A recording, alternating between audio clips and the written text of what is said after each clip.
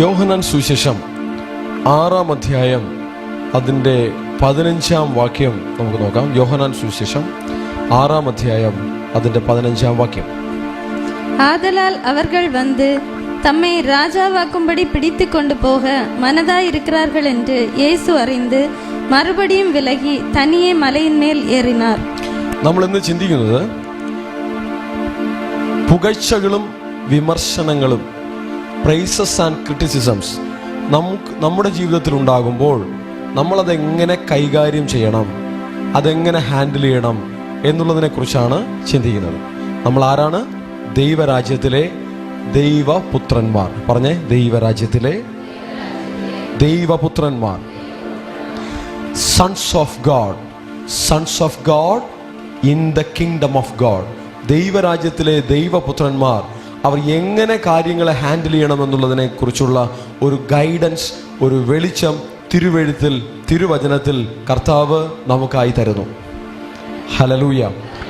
യേശുവിൽ നമുക്കൊരു ദൈവപുത്രനെ കാണാം. യേശുവും നമ്മെപ്പോലെ ഒരു മനുഷ്യനായി വന്നപ്പോൾ തൻ്റെ ജീവിതത്തിലും അനേക പുകഴ്ചകളും ഉണ്ടായി, അനേക വിമർശനങ്ങളും ഉണ്ടായി. എന്നാൽ യേശു അതെങ്ങനെ കൈകാര്യം ചെയ്തു എന്നുള്ളത് നമുക്ക് നോക്കാം. ഇപ്പോൾ നാം വായിച്ചു കേട്ട വചനത്തിൽ അവിടെ ധാരാളം മിറക്കിൾസ് നടക്കുന്നുണ്ട്, ഹീലിങ്സ് നടക്കുന്നുണ്ട്, രോഗികൾ സൗഖ്യമാകുന്നു, അത്ഭുതങ്ങൾ നടക്കുന്നു, വീര്യപ്രവൃത്തികൾ നടക്കുന്നു. ഇതെല്ലാം സംഭവിച്ചപ്പോൾ ജനങ്ങൾ യേശുവിനെ ഒരു രാജാവാക്കുവാൻ ഭാവിച്ചു. അവരുടെ അവസ്ഥ, അന്നത്തെ ഇസ്രായേൽ മക്കളുടെ അവസ്ഥ, അവർ റോമൻ ഭരണത്തിൻ്റെ കീഴിലാണ്. അവർക്ക് സ്വന്തമായ ഒരു ഭരണകൂടമില്ല. ഇസ്രായേൽ ഒരു കാലത്ത് പ്രൗഢഗംഭീരമായി ജീവിച്ചവരാണ്. നല്ല രീതിയിൽ വാഴ്ച നടത്തിയ ഒരു ജനസമൂഹമായിരുന്നു. എന്നാൽ ഇവർ പ്രവാസത്തിലേക്ക് പോയി, അവർ അടിമകളായി പോയി, അവരുടെ ഭരണം വേറെ ജാതികൾ ഏറ്റെടുത്തു. ആ സാഹചര്യത്തിലാണ് യേശു ദൈവപുത്രനായി ഈ ഭൂമിയിൽ വെളിപ്പെട്ടു വന്നത്. ഹല്ലേലൂയ. യേശു ദൈവരാജ്യത്തെ പ്രസംഗിച്ചു. ദൈവപുത്രന്മാർ വെളിപ്പെട്ടു വരുവാനൊക്കെ വേണം ഒരു വ്യക്തിയിൽ എന്തൊക്കെ മാറ്റങ്ങൾ കൊണ്ടുവരണം എന്നുള്ളതിനെ കുറിച്ച് യേശു പഠിപ്പിച്ചു. യേശുവിൻ്റെ വചനം ഒരുവൻ കൈക്കണ്ടാൽ അവൻ ദൈവരാജ്യത്തിൻ്റെ അനുഭവത്തിലേക്ക് വരും. അവൻ കിങ്ഡം ഓഫ് ഗോഡിൻ്റെ എക്സ്പീരിയൻസിലേക്ക് വരും. അവൻ ദൈവപുത്രനായി മാറും. ലോകമനുഷ്യരായിരിക്കുന്ന മക്കൾ, പിശാചിൻ്റെ അടിമത്തത്തിലിരിക്കുന്ന മക്കൾ യേശുവിൻ്റെ വചനം കേട്ടാൽ അവർ ദൈവരാജ്യത്തിൻ്റെ അനുഭവത്തിലും ദൈവപുത്രൻ എന്ന പൊസിഷനിലും അവർ വരും. ഹല്ലേലൂയ. ഏദൻ തോട്ടത്തിൽ അവർ ദൈവപുത്രന്മാർ ആയിരുന്നു. എന്നാൽ അവർ കൽപ്പനകൾ ലംഘിച്ചുകൊണ്ട് ദൈവപുത്രന്മാർ എന്ന പദവിയിൽ നിന്നും അവർ വീണുപോയി. അവർക്കുണ്ടായിരുന്ന ദൈവരാജ്യത്തിൻ്റെ അനുഭവം, അല്ലെങ്കിൽ ആ ഏദനിലെ തോട്ടത്തിൻ്റെ അനുഭവം, ആ അനുഭവത്തിൽ നിന്നും അവർ വീണുപോയി. ആ തോട്ടത്തിൽ അവർക്ക് ദൈവവുമായി വളരെ അടുത്ത ഒരു സംസർഗമുണ്ടായിരുന്നു, വളരെ അടുത്തൊരു കമ്മ്യൂണിയൻ ഉണ്ടായിരുന്നു, വളരെ അടുത്ത ഒരു ബന്ധമുണ്ടായിരുന്നു. എന്നാൽ അത് അവർക്ക് നഷ്ടപ്പെട്ടു പോയി. അവരെ കാവൽ ചെയ്യുവാൻ കെരൂബുകളെ ദൈവം നിർത്തി. എന്തിനാണ് കെരൂബുകളെ നിർത്തിയത്?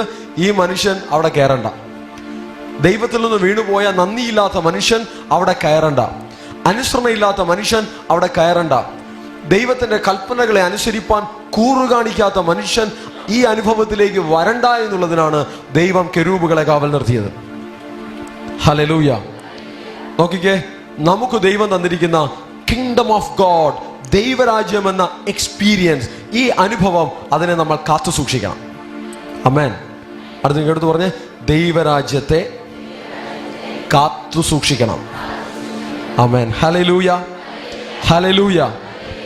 യേശു ദൈവരാജ്യത്തിന്റെ അനുഭവത്തിൽ തന്നെ ഈ ഭൂമിയിൽ കാണപ്പെട്ടു.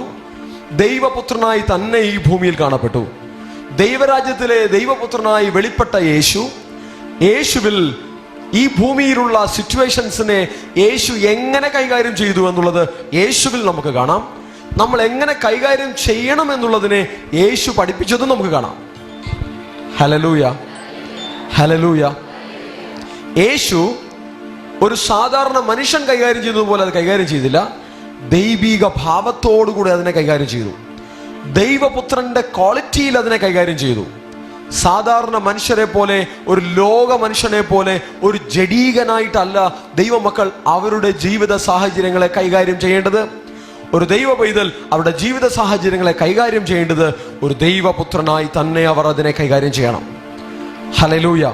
ക്രിസ്തുവിൻ്റെ ഭാവത്തെയും സ്വഭാവത്തെയും വെളിപ്പെടുത്തിക്കൊണ്ട് തന്നെ അവരുടെ ജീവിതത്തിലെ ഓരോ സിറ്റുവേഷൻസിലും അവർ വെളിപ്പെട്ടു വരണം. ജീവിതത്തിൽ പല സാഹചര്യങ്ങൾ വരും. എന്തുകൊണ്ട് ആ സാഹചര്യം വന്നു എന്നല്ല, പല സിറ്റുവേഷൻസ് നമ്മുടെ ജീവിതത്തിൽ വന്നേക്കാം. എന്നാൽ വചനത്തിൻ്റെ വെളിച്ചം ഹൃദയത്തെ പ്രകാശിപ്പിക്കുമ്പോൾ ആ സിറ്റുവേഷനുകളെല്ലാം ദൈവഹിതപ്രകാരം അതിനെ അപ്രോച്ച് ചെയ്യുവാൻ, അതിനെ ഫേസ് ചെയ്യുവാൻ, അതിനെ ഹാൻഡിൽ ചെയ്യുവാൻ കർത്താവ് നമുക്ക് ജ്ഞാനത്തെയും വിവേകത്തെയും ബലത്തെയും കൃപയെയും തരും.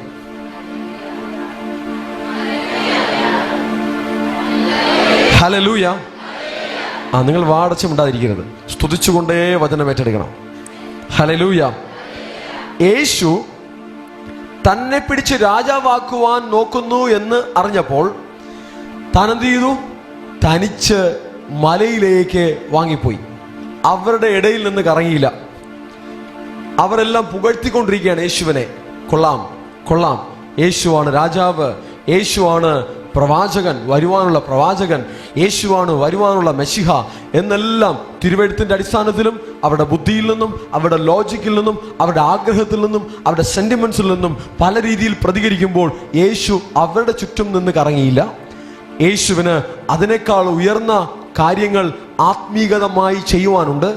താൻ മലയിൽ പോകുന്നത് എന്തിനാണ്? പ്രാർത്ഥിക്കുവാനാണ്, പിതാവിനോട് സമയം ചെലവഴിക്കുവാനാണ്, ഏകാന്തതയിൽ കർത്താവിനെ സ്തുതിക്കുവാനാണ്, ആത്മാവിൽ ജാഗരിക്കുവാനാണ്, പ്രാർത്ഥനയിൽ ഉറ്റിരിക്കുവാനാണ് യേശു മനുഷ്യനെന്ന നിലയിൽ മലയിൽ തനിച്ചു വാങ്ങിപ്പോകുന്നത്. ഹല്ലേലൂയ. പുകഴ്ചകൾ ലഭിക്കുമ്പോൾ, മനുഷ്യപ്രീതി ലഭിക്കുമ്പോൾ, എല്ലാവരും ഉയർത്തി സംസാരിക്കുമ്പോൾ നമ്മൾ അതിനെ ഏറ്റെടുത്തുകൊണ്ട് അവിടെ എൻജോയ് ചെയ്ത് നിൽക്കുവാൻ പാടില്ല. ഒരു ദൈവപുത്രൻ എങ്ങനെ ഹാൻഡിൽ ചെയ്യുന്നു എന്നുള്ളത് യേശുവിൽ കാണാം.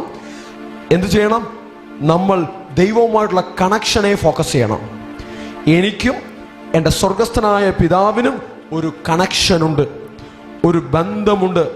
ആ കണക്ഷൻ എൻ്റെ പ്രാർത്ഥനയിലും എൻ്റെ ആരാധനയിലും എൻ്റെ സ്തുതിയിലും എൻ്റെ സമർപ്പണത്തിലും ബലപ്പെടും, ശക്തിപ്പെടും എന്ന് തിരിച്ചറിഞ്ഞ് അതിനെ ഫോക്കസ് ചെയ്യണം. ഹല്ലേലൂയ. ഇന്ന് പുകഴ്ത്തുന്ന മനുഷ്യൻ നാളെ തള്ളിപ്പറയും. മനുഷ്യൻ്റെ വായിൽ നിന്ന് വരുന്ന വാക്കുകളല്ല നിങ്ങളുടെ ജീവിതത്തിന് ആധാരം. മനുഷ്യൻ്റെ വായിൽ നിന്ന് വരുന്ന വാക്കുകളല്ല നിങ്ങളുടെ പൊസിഷൻ നിർണ്ണയിക്കുന്നത്. നിങ്ങൾക്ക് കർത്താവിനോടുള്ള ബന്ധമാണ് നിങ്ങളുടെ പദവിയെ നിർണ്ണയിക്കുന്നത്. ഹല്ലേലൂയ. നിങ്ങളുടെ സ്പിരിച്വൽ എക്സ്പീരിയൻസിനെ, നിങ്ങളുടെ ദൈവരാജ്യത്തിൻ്റെ അനുഭവത്തെ കാത്തു സൂക്ഷിക്കുന്നതും നിലനിർത്തുന്നതും നിങ്ങൾക്ക് ദൈവത്തോടുള്ള സമർപ്പണമാണ്.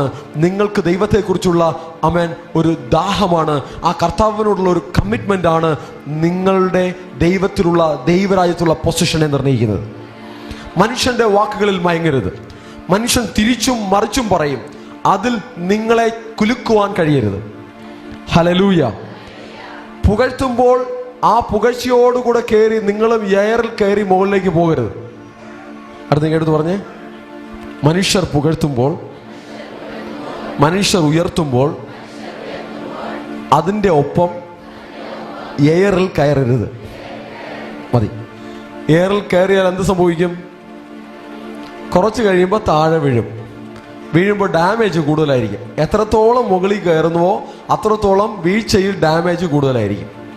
കൂടുതൽ ഉയരത്തിൽ നിൽക്കുന്നവർ കൂടുതൽ മുറിവോടുകൂടെ താഴെ വീഴും. അതുകൊണ്ട് മനുഷ്യൻ്റെ വാക്കുകൾ, അത് പുകഴ്ചയായാലും ശരി, നിന്ദയായാലും ശരി, അത് പുകഴ്ചയായാലും ശരി, വിമർശനമായാലും ശരി, അതല്ല നമ്മുടെ ജീവിതത്തിന് ആധാരം. ദൈവത്തിൻ്റെ കൃപയും ദൈവത്തിൻ്റെ കരുണയും ദൈവത്തിൻ്റെ സാന്നിധ്യവുമാണ് നമ്മുടെ ജീവിതത്തിൻ്റെ ആഹാരം. അവർ നെഗറ്റീവായി സംസാരിക്കുമ്പോൾ നിരാശപ്പെടുകയും വേണ്ട. അവർ പുകഴ്ത്തി സംസാരിക്കുമ്പോൾ കൂടുതൽ ആനന്ദിക്കുകയും വേണ്ട.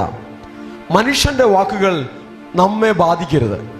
മനുഷ്യൻ്റെ പുകഴ്ചയായാലും വിമർശനമായാലും അവൻ്റെ നിന്ദയായാലും അവൻ്റെ പ്രൈസിങ്സ് ആയാലും അത് നമ്മുടെ മനസ്സിനെ ഷേക്ക് ചെയ്യരുത്, ഇൻഫ്ലുവൻസ് ചെയ്യരുത്, സ്വാധീനിക്കരുത്. അത് നിങ്ങളെ ചലിപ്പിക്കരുത്. മനസ്സിലായോ? ഒന്നുകൂടെ അടുത്ത് കൈ കൊടുത്ത് പറഞ്ഞേ, മനുഷ്യൻ്റെ വാക്കുകൾ നിങ്ങളുടെ ഹൃദയത്തെ സ്വാധീനിക്കരുത്, ഇൻഫ്ലുവൻസ് ചെയ്യരുത്, അഫക്റ്റ് ചെയ്യരുത്, ബാധിക്കരുത്, മുറിവേൽപ്പിക്കരുത്. ആമേൻ. Hallelujah, hallelujah. ചുറ്റുമുള്ള മനുഷ്യർ, ചിലർ മണ്ടന്മാരുടെ ഇടയിലായിരിക്കും ജീവിക്കുന്നത്, ചിലർ ബുദ്ധിമാന്മാരുടെ ഇടയിലായിരിക്കും ജീവിക്കുന്നത്, ചിലർ ആത്മീയരുടെ ഇടയിലായിരിക്കും ജീവിക്കുന്നത്, ചിലർ ജഡികളുടെ ഇടയിലായിരിക്കും ജീവിക്കുന്നത്. ചുറ്റുമുള്ള മനുഷ്യന്റെ വായിൽ എന്ത് വരുന്നുവെന്ന് കേൾക്കാൻ കാതു കോർത്തിരിക്കേണ്ട. അവൻ എന്തെങ്കിലും പറഞ്ഞിട്ട് തിരിച്ചും മറിച്ചും എന്തെങ്കിലും മനുഷ്യൻ പറഞ്ഞേക്കും. It should not affect you. അത് നിങ്ങളെ ബാധിക്കരുത്. ഹല്ലേലൂയ.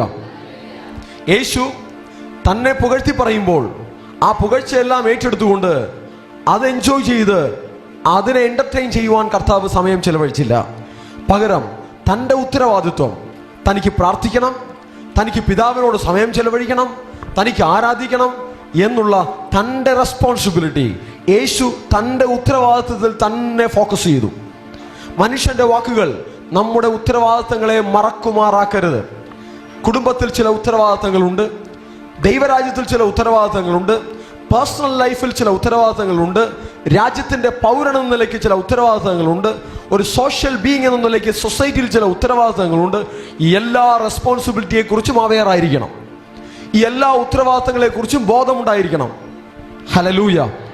മനുഷ്യന്റെ വാക്കുകളെ ബേസ് ചെയ്ത് മൂവ് ചെയ്യുവാൻ, മനുഷ്യന്റെ വാക്കുകളെ അടിസ്ഥാനമാക്കി അതും ഇതും ചെയ്യുവാൻ, അങ്ങുമിങ്ങും പോകുവാൻ, പല പ്രവൃത്തികൾ മാറ്റിയും മറിച്ചും ചെയ്യുവാൻ സമയം മെനക്കെടുത്തരുത്. യേശു അങ്ങനെ ചെയ്തില്ല. അവർ പുകഴ്ത്തിക്കോട്ടെ, അതെൻ്റെ വിഷയമല്ല. അവർ പുകഴ്ത്തുന്നത് അത് അവരുടെ സ്വഭാവത്തിൽ നിന്നും ഉണ്ടാകുന്ന ഒരു കാര്യം.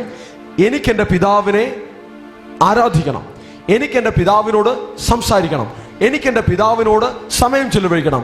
തനിച്ച് മലയിലേക്ക് വാങ്ങിപ്പോയി. ഹല്ലേലൂയ. മനുഷ്യരുടെ ഇടയിൽ നിന്നാൽ വീണ്ടും അവർ നല്ല വാക്കുകൾ പറയും, നല്ല കാര്യങ്ങൾ പറയും, പുകഴ്ത്തി പറയും, ഉയർത്തി പറയും, വാനോളം ഉയർത്തും. പക്ഷേ യേശുവിന് അത് വേണ്ട. ദൈവമേ, നിനക്കും അത് വേണ്ട. മനുഷ്യന്റെ പുകഴ്ചയിൽ ആനന്ദിക്കുവാൻ, അതിനെ ആഗ്രഹിക്കുവാൻ മനസ്സ് വെമ്പരുത്. മനുഷ്യർ നല്ലത് പറയണമെന്ന് ടെൻഡൻസി മനസ്സിൽ കാണിക്കരുത്. ഈ ലോകത്തിൽ നിന്ന്, അലങ്കോലമായി കിടക്കുന്ന ലോകത്തിൽ നിന്നും, പണിയപ്പെടാത്ത മനുഷ്യരിൽ നിന്നും, വചനത്താൽ ഡിസിപ്ലിൻ ഉണ്ടാകാത്ത മനുഷ്യരിൽ നിന്നും നല്ലത് പ്രതീക്ഷിക്കരുത്. ഈ മനുഷ്യനെ പല ശക്തികൾ സ്വാധീനിക്കും. ദേശത്തിൽ പൈശാചിക ശക്തി മൂടുകയാണെങ്കിൽ ദൈവത്തോട് കണക്ഷൻ ഇല്ലാത്ത മനുഷ്യനെ ആ പൈശാചിക ശക്തികൾ അവരുടെ ഹൃദയത്തെ സ്വാധീനിക്കും. ഒരു ദേശത്തിൽ പിശാച് വാഴ്ച നടത്തുകയാണെങ്കിൽ അവിടെയുള്ള ഭരണാധികാരികളെ ആ ശക്തി സ്വാധീനിക്കും. അവിടെയുള്ള അഡ്മിനിസ്ട്രേഷനെ ആ ദേശാധിപതി ശക്തികൾ സ്വാധീനിക്കും. ഞാൻ പറയുന്ന ആത്മീക മണ്ഡലത്തിലുള്ള ശക്തികളെ കുറിച്ച് പറയുന്നു. ആ ദേശത്തിലെ ജനതയെ പൈശാചിക ശക്തികൾ സ്വാധീനിക്കും. നല്ലൊരു ദൈവപുത്രൻ ഒരു ദേശത്തിൽ എഴുന്നേൽക്കുമ്പോൾ ആ പൈശാചിക ശക്തിയോടാണ് ഒരു പോരാട്ടം ആരംഭിക്കുന്നത്. ഹല്ലേലൂയ. ഒരു ദൈവ പൈതലിനെ എങ്ങനെ നശിപ്പിക്കാം, ആത്മീയമായിട്ടുള്ള ദൈവത്തോടുള്ള കണക്ഷനെ എങ്ങനെ നശിപ്പിക്കാം, എങ്ങനെ തകർക്കാം, അവൻ്റെ സ്തുതിയെ എങ്ങനെ നിർത്താം, അവൻ്റെ പ്രാർത്ഥനയെ എങ്ങനെ നിർത്താം, അവൻ്റെ ആരാധന എങ്ങനെ നിർത്താം, അവൻ്റെ അഭിഷേകത്തെ എങ്ങനെ ചോർത്തിക്കളയാം, ഇതാണ് പിശാചിന്റെ ലക്ഷ്യം. ദൈവത്തിലെ നിന്നിലുള്ള ദൈവശക്തിയെ ചോർത്തിക്കളയുവാൻ പിശാച് ശ്രമിക്കും. നിന്നിലുള്ള ദൈവ മഹത്വത്തെ, ദൈവ തേജസ്സിനെ നഷ്ടമാക്കി കളയുവാൻ സാത്താൻ ശ്രമിക്കും. പല മനുഷ്യരിലൂടെ നിന്നെ സ്വാധീനിക്കുവാൻ അവൻ ശ്രമിക്കും. തിരിച്ചറിയണം, ആ പിശാചിന്റെ തന്ത്രങ്ങളെ തിരിച്ചറിയണം. ഹല്ലേലൂയ. അത് ഏദൻ തോട്ടത്തിൽ വന്ന പാമ്പിനെ പോലെയാണെന്ന് തിരിച്ചറിയണം. എനിക്ക് ദൈവത്തെ ആരാധിക്കുന്ന ആരാധന, ദൈവത്തോട് ചിലവഴിക്കേണ്ടുന്ന സമയം, കർത്താവിനെ സ്തുതിക്കേണ്ടുന്ന കാര്യങ്ങൾ, ഇതിൽ നിന്ന് ഞാൻ പിന്നോട്ട് പോവുകയില്ല. മനുഷ്യർ അതും ഇതും തിരിച്ചും മറിച്ചും എന്തും പറഞ്ഞോട്ടെ, ഐ ഡോണ്ട് കെയർ. എനിക്കത് വിഷയമല്ല. ഞാൻ എൻ്റെ കർത്താവിനെ സ്തുതിക്കും, ഞാൻ എൻ്റെ കർത്താവിനെ ആരാധിക്കും, ഞാൻ എൻ്റെ ദൈവത്തിൻ്റെ വചനം അനുസരിക്കും, ഞാൻ എൻ്റെ ദൈവത്തിൻ്റെ വചനത്തെ ധ്യാനിക്കും, ഞാൻ എൻ്റെ കർത്താവിൻ്റെ വഴികളിൽ നടക്കും. ഹല്ലേലൂയ. അപ്പോൾ യേശുവിൻ്റെ ജീവിതത്തിലും ധാരാളം പുകഴ്ചകളുണ്ടായി, ഉയർത്തി, പുകഴ്ത്തി. പക്ഷേ ആ മനുഷ്യന്റെ ലാവണ്യ വാക്കുകളിൽ യേശു വീണില്ല. ഹല്ലേലൂയ. പക്ഷെ യേശു ഇന്ന് ലോകം മുഴുവനും പാം സൺഡേയായി കർത്താവിൻ്റെ യെരുശലേമിലേക്കുള്ള ട്രയംഫൽ എൻട്രി, ആ കഴുതപ്പുറത്തുള്ള ഒരു രാജകീയമായ ഒരു യാത്രയെ ഓർമ്മിക്കുകയാണ്. അങ്ങനെ ഒരു ചടങ്ങായി നമ്മളെല്ലാവരും ഓല ഇലക്കും വെട്ടിക്കൊണ്ട് റോഡിൽ കൂടെ നടക്കണമെന്ന് ആവശ്യമൊന്നുമില്ല. പകരം കർത്താവ് പഠിപ്പിച്ച ആ കാര്യങ്ങളുടെ ക്വാളിറ്റി നമ്മുടെ ജീവിതത്തിൽ എടുത്താൽ കർത്താവ് വളരെയധികം സന്തോഷിക്കും. ആവശ്യമുണ്ടോ? ഓല ഇലക്കും വെട്ടിക്കൊണ്ട് റോഡിൽ കൂടെ നടക്കണോ? വേണ്ടല്ലോ. ഓക്കെ. തേങ്ങ വില കൂടുതലാണ്. ഇല മുറിക്കും തോറും അത് അതിൻ്റെ പ്രൊഡക്ഷനെ ബാധിക്കും. ശല്യപ്പെടുത്തരുത്. Okay, fine. ലൂക്കോസ് 19-ാം അധ്യായം 41 42 വാക്യങ്ങൾ. ലൂക്കോസ് സുവിശേഷം 19-ാം അധ്യായം 41 42 വാക്യങ്ങൾ.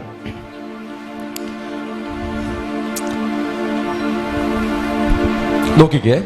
തൊട്ടു മുമ്പ് യേശുവിനെ എല്ലാവരും പുകഴ്ത്തി, അത്യുന്നതങ്ങളിൽ ദൈവത്തിന് ഹോശന്ന എന്നൊക്കെ പറഞ്ഞ് കർത്താവിനെ മഹത്വപ്പെടുത്തി.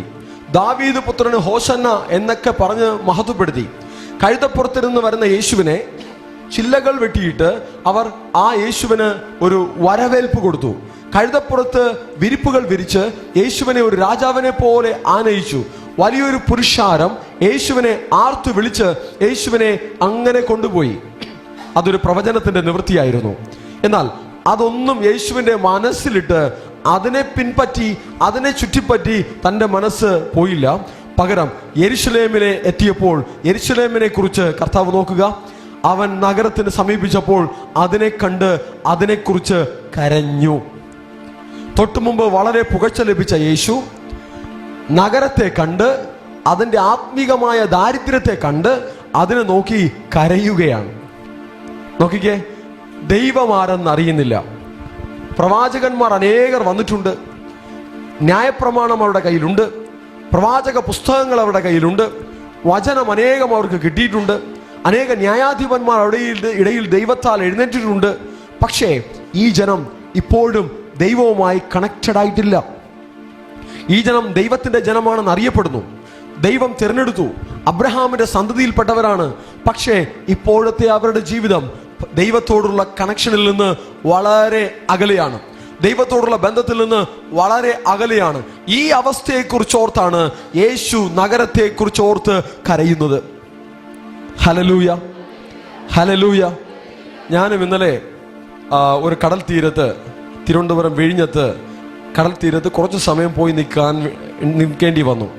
അതിൻ്റെ തീരത്തോട്ട് പോയി നോക്കിയപ്പോൾ ഒരു 3-4 ലോഡ് എങ്കിലും വരും പ്ലാസ്റ്റിക്കുകൾ, ചപ്പ് ചവറുകൾ ഇങ്ങനെ അടുക്കിയിട്ടിരിക്കുകയാണ്. ഓക്കെ, കണ്ടാൽ കരഞ്ഞു പോകും. ഇത്രയ്ക്ക് നല്ലൊരു സ്ഥലത്തെ ഇത്രയ്ക്ക് നശിപ്പിച്ചിട്ടിരിക്കുകയാണ്. അതുമായി ബന്ധപ്പെട്ട ഭരണകൂടത്തിൻ്റെ പ്രത്യേക കഴിവാണ്. ഇത്രയും കഴിവുള്ള ഭരണകൂടം അവർ നാടിനെ ഇങ്ങനെ സൂക്ഷിക്കുമെന്ന് അവിടെ പോയാൽ കാണാം. പോയി നോക്കൂ, വിഴിഞ്ഞത്ത് പോയി നോക്കൂ, അതിൻ്റെ തീരത്ത് പോയി നോക്കൂ, എത്രത്തോളം ചപ്പു ചവറായി അഴുക്കായി അവിടെ കിടക്കുന്നു എന്ന് പോയി നോക്കിക്കോളൂ. ശരി, പോട്ടെ. എന്നാൽ യേശു കർത്താവ് ഇങ്ങനെയുള്ള ചവർ നോക്കിയല്ല കരഞ്ഞത്. അത് മനുഷ്യൻ കയ്യിലിരിപ്പ് ശരിയല്ല എങ്കിൽ നാടിനെ നശിപ്പിക്കും. വൃത്തിയില്ലാത്ത മനുഷ്യർ, വിവരമില്ലാത്ത മനുഷ്യർ പ്രകൃതിയെ നശിപ്പിക്കും, നാടിനെ നശിപ്പിക്കും, ചുറ്റുപാടിനെ നശിപ്പിക്കും, വീടിനെ നശിപ്പിക്കും, വെള്ളത്തെ നശിപ്പിക്കും, എല്ലാത്തിനെയും പൊല്യൂട്ട് ചെയ്യും. എന്ത് ചെയ്യും? അടുത്തിന് കേടുത്ത് പറഞ്ഞേ. വിവരമില്ലാത്ത മനുഷ്യർ, ബുദ്ധിയില്ലാത്ത മനുഷ്യർ, ബോധമില്ലാത്ത മനുഷ്യർ നാടിനെ നശിപ്പിക്കും, വെള്ളത്തെ നശിപ്പിക്കും, ഭൂമിയെ നശിപ്പിക്കും, വായുവിനെ നശിപ്പിക്കും, മണ്ണിനെ നശിപ്പിക്കും, സ്വന്തം വീടിനെ നശിപ്പിക്കും, സ്വന്തം മുറിയെ നശിപ്പിക്കും, കൈകാര്യം ചെയ്യുന്ന എല്ലാത്തിനെയും നശിപ്പിക്കും. ഓക്കെ, നിങ്ങളങ്ങനെ ചെയ്യാതിരിക്കാൻ വേണ്ടിയിട്ടാണ് ഞാനിത് പറയിപ്പിച്ചത്. ഓക്കെ, നമ്മൾ ഒന്നിനെയും പൊല്യൂട്ട് ചെയ്യേണ്ടവരല്ല, നമ്മൾ എല്ലാത്തെയും പരിപാലിക്കേണ്ടവരാണ്. ദൈവം സൃഷ്ടിച്ച ഭൂമി, അതിനെ നല്ല രീതിയിൽ കൈകാര്യം ചെയ്യണമെന്ന് കർത്താവിന് ഇഷ്ടമുണ്ട്. ഹല്ലേലൂയ. ഭൂമിയിൽ വസിക്കുന്ന മനുഷ്യർ ആ ഭൂമിയെ പരിപാലിച്ച് അതിനെ നന്നായി കൈകാര്യം ചെയ്യണമെന്ന് കർത്താവ് ആഗ്രഹിക്കുന്നു. ഹല്ലേലൂയ. വെളിപ്പാട് പുസ്തകം 11-ാം അധ്യായം 12-ാം വാക്യത്തിൽ കഴിഞ്ഞ ഞായറാഴ്ചയിൽ നമ്മൾ ചിന്തിച്ചു. എന്താണ്? ഭൂമിയെ നശിപ്പിക്കുന്നവനെ ഞാൻ നശിപ്പിക്കാതെ വിടുകയില്ല. എന്താണ് പറഞ്ഞത്?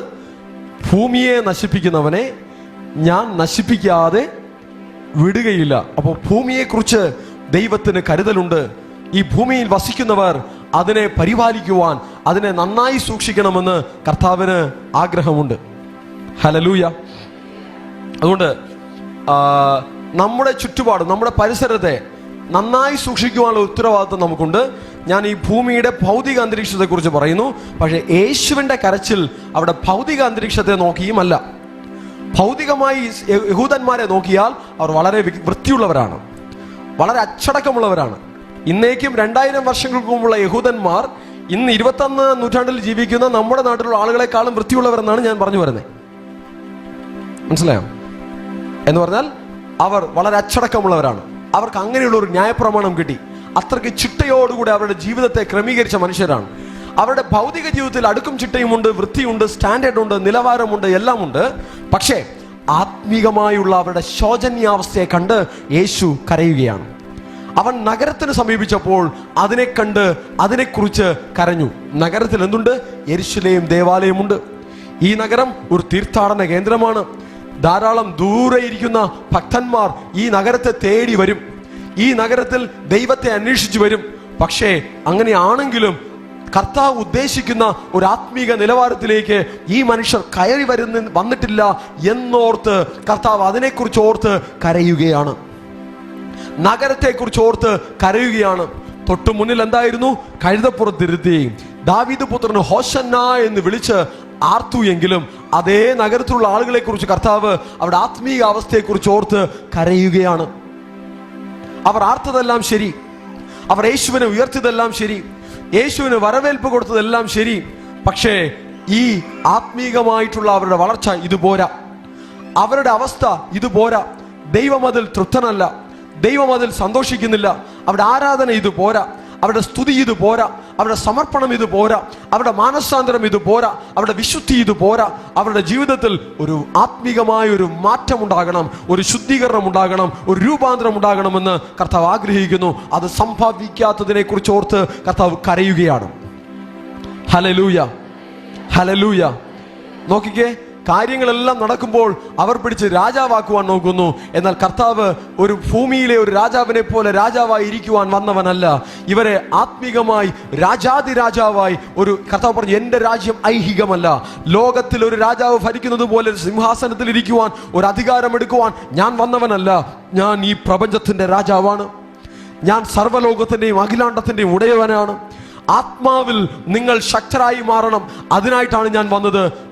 യേശുവിന്റെ ലക്ഷ്യം ആത്മീകമാണ്, ഇവരുടെ ലക്ഷ്യം ഭൗതികമാണ്. യേശു അവരെ ഗൈഡ് ചെയ്യുവാൻ ഉദ്ദേശിച്ചത് സ്പിരിച്വലിയാണ്. എന്നാൽ ഇവർ യേശുവിനെ കൊണ്ട് ഉപയോഗിക്കുവാൻ ശ്രമിച്ചത് ഭൗതികമായിട്ടാണ്. യേശു വന്നത് ഭൗതികമായുള്ള ഒരു കിങ്ങായി, രാജാവായി അവരുടെ പുകഴ്ചയെടുത്ത് അവരോടൊപ്പം താമസിച്ച് ഒരു സിംഹാസനത്തിൽ ഇരിക്കുവാൻ വന്നവനല്ല. അവരെ ആത്മാവിൽ യഥാസ്ഥാനപ്പെടുത്തുവാൻ, അവിടെ അലങ്കോലമായി കിടക്കുന്ന അവരുടെ ആത്മീക ജീവിതത്തിൽ ഒരു ഉണർവിനെ കൊടുക്കുവാൻ, അവർക്കൊരു ജീവൻ കൊടുക്കുവാൻ, പരിശുദ്ധാത്മാവിൽ ഒരു കണക്ഷനെ കൊടുക്കുവാൻ, പിതാവിനോട് ഒരു ബന്ധത്തെ കൊടുക്കുവാനാണ് യേശു വന്നത്. ഹല്ലേലൂയ. ഞാൻ ചോദിക്കട്ടെ, മാനസാന്തരപ്പെടാതെ, ആത്മാവിലും സത്യത്തിലും ആരാധിക്കാതെ, കർത്താവ് പറഞ്ഞ വചനങ്ങളൊന്നും അനുസരിക്കാതെ, വർഷത്തിലൊരിക്കൽ കുറച്ച് ഓലയും വെട്ടിക്കൊണ്ട് യേശു അന്ന് യെരുശലേം ദേവാലയത്തിൽ കഴുതപ്പുറത്ത് പോയതിനെ ഓർമ്മിക്കാൻ വേണ്ടി ഇന്ന് പാറശാല പഞ്ചായത്തിലെ റോഡിൽ കൂടെ ഇങ്ങനെ തേരാപാര നടന്നാൽ കർത്താവ് അതിൽ കുറിച്ച് സന്തോഷിക്കുമോ? സന്തോഷിക്കില്ലേ? ആലോചിക്കാണോ? സന്തോഷിക്കില്ല. ആദ്യം എന്ത് ചെയ്യണം? കർത്താവ് പറഞ്ഞ വചനങ്ങളെ അനുസരിച്ച് ജീവിതത്തെ ചിട്ടപ്പെടുത്തണം. ഹല്ലേലൂയ. കർത്താവ് പറഞ്ഞ വചനങ്ങളെ ജീവിതത്തിൽ ഏറ്റെടുക്കണം. കേട്ടാൽ പോരാ, അനുസരിക്കണം. കേട്ടാൽ പോരാ, ഏറ്റെടുക്കണം. അപ്പോൾ കർത്താവ് നമ്മെക്കുറിച്ച് ഓർത്ത് സന്തോഷിക്കും. ഹല്ലേലൂയ. ഓക്കെ, സദൃശവാക്യം പ്രോവർബ്സ് 27-ന്റെ 2-ാം വാക്യം. ഓക്കെ, ഒരു മിനിറ്റ്. അതിനു മുന്നായി 42-ാമത്തെ വചനം കൂടെ എടുത്തേ. ലൂക്കോസ് 19:42. കർത്താവ് പറയുകയാണ്, യെരുശലേമിനെ കുറിച്ച് വിലപിച്ച് പറയുകയാണ്, ഈ നാളിൽ നിന്റെ സമാധാനത്തിനുള്ളത് നീയും അറിഞ്ഞു എങ്കിൽ കൊള്ളായിരുന്നു, ഇപ്പോഴോ അത് നിന്റെ കണ്ണിന് മറഞ്ഞിരിക്കുന്നു. നോക്കിക്കേ, ഇന്ന് അനേക വിശ്വാസികളുടെയും ദൈവമക്കളുടെയും അവസ്ഥ ഇതാണ്. അവർ അറിയേണ്ടത് അറിഞ്ഞിട്ടില്ല.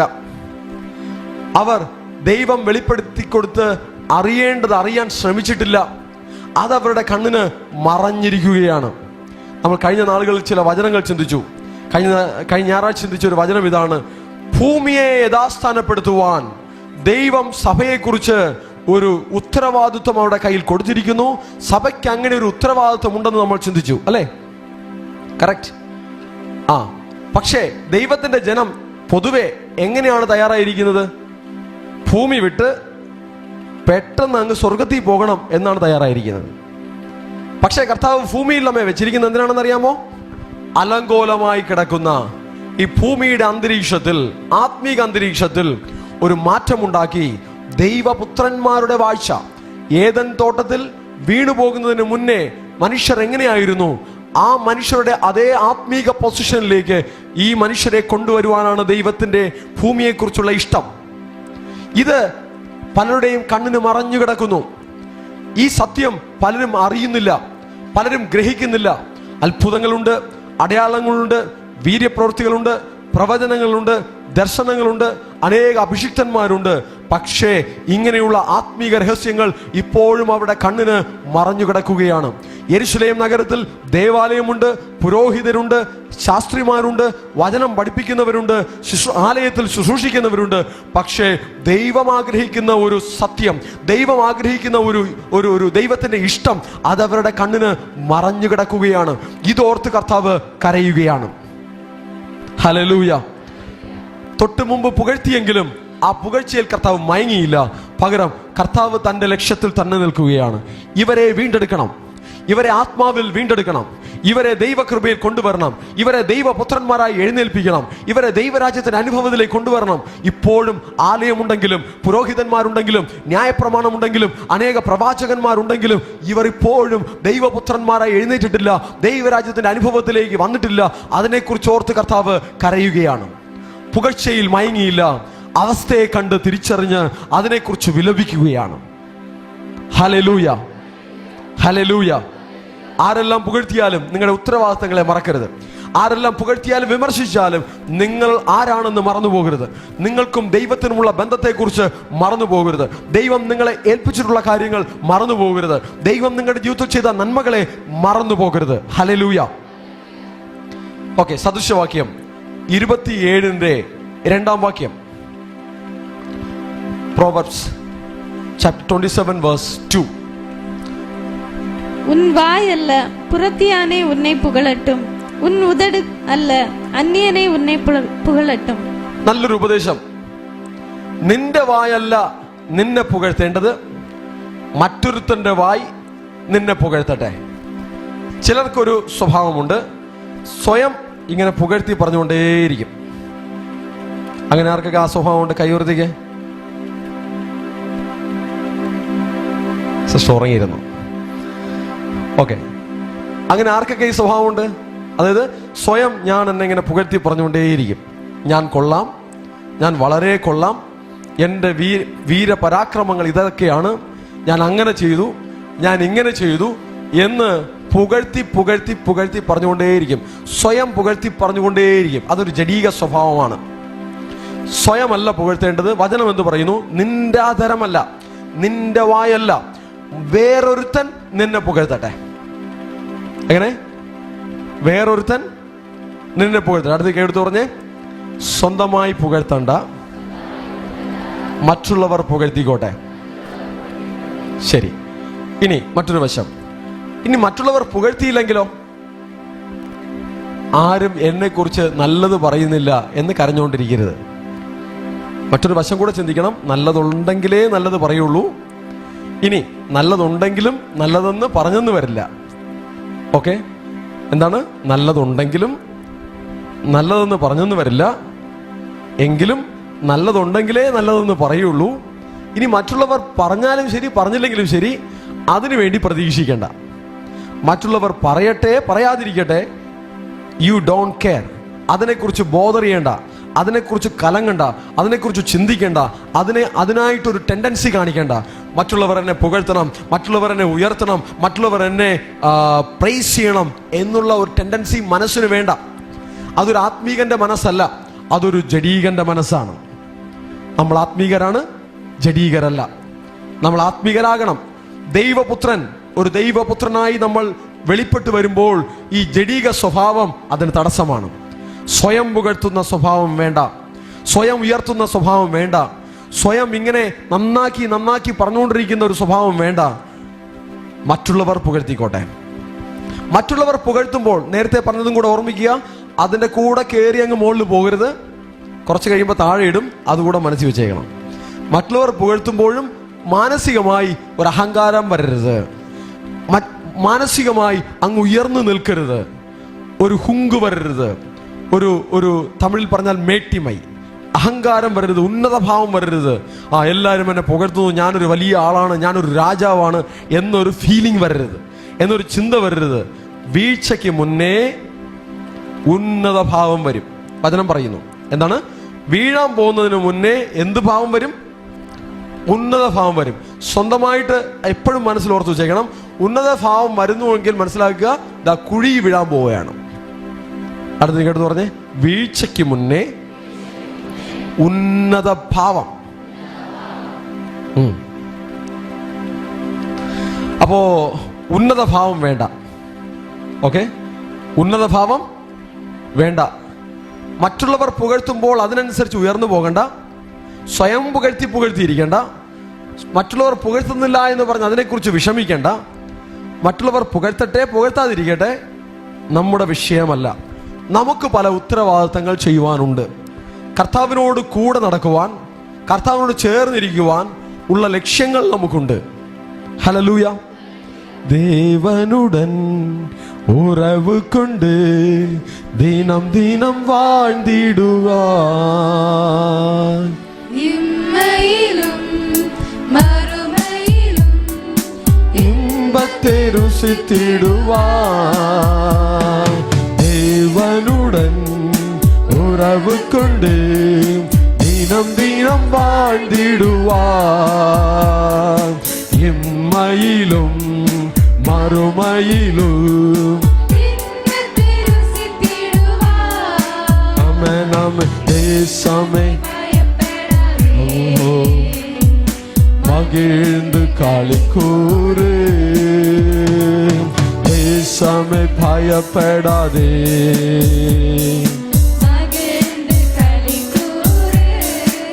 ശ്രദ്ധിക്കണം, മറ്റുള്ളവർ പുകഴ്ത്തിയാലും നമ്മുടെ ലക്ഷ്യം എനിക്ക് കർത്താവിനോടുള്ള ബന്ധത്തിലിരിക്കണം. മറ്റുള്ളവർ തള്ളിപ്പറഞ്ഞാലും നമ്മുടെ ലക്ഷ്യം എനിക്ക് കർത്താവിനോടുള്ള ബന്ധത്തിലിരിക്കണം. ആരെന്തു പറഞ്ഞാലും എനിക്ക് വിഷയമല്ല. ഉയർത്തിയാലും വിഷയമില്ല, പുകഴ്ത്തിയാലും വിഷയമില്ല, നല്ലത് പറഞ്ഞാലും വിഷയമില്ല, ഇനി താഴ്ത്തിയാലും വിഷയമില്ല, നിന്ദിച്ചാലും വിഷയമില്ല, പരിഹസിച്ചാലും വിഷയമില്ല, അപമാനിച്ചാലും വിഷയമില്ല, എല്ലാ തിന്മയും കളവായി പറഞ്ഞാലും കുഴപ്പമില്ല, എനിക്ക് പ്രശ്നമില്ല.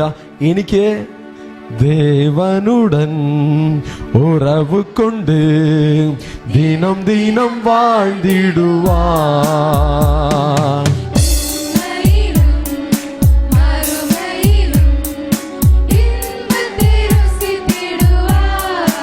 ആമേൻ ആമേൻ. ദേവനുടൻ ഉറവ് കൊണ്ട്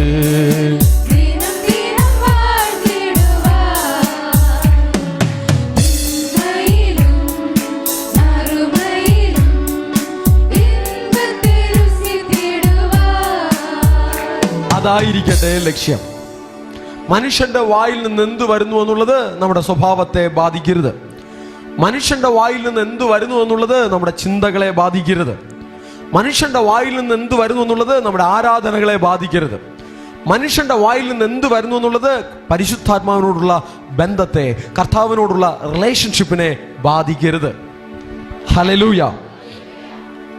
സങ്കീർത്തനം 115 സങ്കീർത്തനം അതിന്റെ 1 വാക്യത്തിൽ ഒരു സങ്കീർത്തനക്കാരൻ പറയുകയാണ്, 115:1, Not to us, O Lord, not to us, but to your name give glory. ഞങ്ങൾക്കല്ല യഹോവേ, ഞങ്ങൾക്കല്ല, നിന്റെ ദയയും വിശ്വസ്തത നിമിത്തം നിന്റെ നാമത്തിനു തന്നെ മഹത്വം വരുത്തണമേ. ഒരു പ്രാർത്ഥനയാണ്. എന്താണ് പ്രാർത്ഥിക്കുന്നത്? ഞങ്ങൾക്കല്ല, മഹത്വം ഞങ്ങൾക്കല്ല, പുകഴ്ച ഞങ്ങൾക്കല്ല, നിന്റെ നാമത്തിന് മഹത്വം ഉണ്ടാകട്ടെ. ഒരു ദൈവപുത്രന്റെ മനസ്സ് അങ്ങനെ വേണം. മഹത്വം ആർക്കാണ്? ദൈവത്തിന്. മഹത്വം കർത്താവിന്, മഹത്വം യേശുവിന്. ദൈവത്തിന് തന്നെ മഹത്വം കൊടുക്കാനുള്ളൊരു ടെൻഡൻസി ഉണ്ടാകട്ടെ. ഇങ്ങോട്ട് മഹത്വം വന്നാലും അതിനെ കൂടുതൽ എന്റർടൈൻ ചെയ്യരുത്. ദൈവത്തിന് ആ മഹത്വത്തെ തിരിച്ചു വിട്ടു കൊടുക്കണം. യോസേഫിനെ അവിടുത്തെ രാജാവ് പുകഴ്ത്തിയപ്പോൾ, മിസ്രൈമിലെ രാജാവ് പുകഴ്ത്തിയപ്പോൾ യോസേഫ് പറയുകയാണ്, സ്വർഗത്തിൽ വസിക്കുന്ന ഒരു ദൈവമുണ്ട്, ആ ദൈവമാണ് എനിക്കിത് വെളിപ്പെടുത്തി തന്നത്. ദാനിയേൽ നെബൂഖദ്നേസറിന്റെ മുന്നിൽ പറയുകയാണ്, ഹൃദയങ്ങളെയും ഹൃദയ നിലവുകളെയും വെളിപ്പെടുത്തുന്ന സ്വർഗത്തിൽ വസിക്കുന്നൊരു ദൈവമുണ്ട്. ആ ദൈവമാണ് രാജാവിൻ്റെ മനസ്സിലെ കാര്യങ്ങൾ വെളിപ്പെടുത്തിയത്. വരുവാനുള്ള കാര്യങ്ങൾ രാജാവിന് സ്വപ്നത്തിൽ കൂടെ അറിയിച്ചു തന്നിരിക്കുന്നത്. ആ ദൈവത്തെ ഉയർത്തുകയാണ്. യോസേഫ് ദൈവത്തെ ഉയർത്തുന്നു, ദാനിയേൽ ദൈവത്തെ ഉയർത്തുന്നു. സ്വന്തമായി പുകഴ്ചയെടുക്കുന്നില്ല. സ്വന്തമായി പുകഴ്ചയെടുക്കുന്നത് ജഡീകനാണ്, ലൗകികനാണ്, പിശാചിന്റെ സ്വാധീനത്തിൽ കിടക്കുന്നവനാണ്, പരിശുദ്ധാത്മാവുമായി കണക്ഷൻ വരാത്തവനാണ് സ്വന്തമായി പുകഴ്ചയെടുക്കുന്നത്. സ്വന്തമായി പുകഴ്ചയെടുക്കുന്നവൻ വീണുപോകും. സ്വന്തമായി പുകഴ്ചയെടുക്കുന്നവൻ അവൻ ദൈവത്തിന്റെ ബന്ധത്തെ ഡാമേജ് ആക്കും. ആ ബന്ധം ഡാമേജ് ആകുവാൻ പാടില്ല. പുകഴ്ചയെല്ലാം യേശുവിന്, പുകഴ്ചയെല്ലാം കർത്താവിന്. ഹല്ലേലൂയ. ഓക്കെ, സദൃശവാക്യം 16 അധ്യായം അതിന്റെ 18 വാക്യം നോക്കുവിൻ. സദൃശവാക്യം 16:18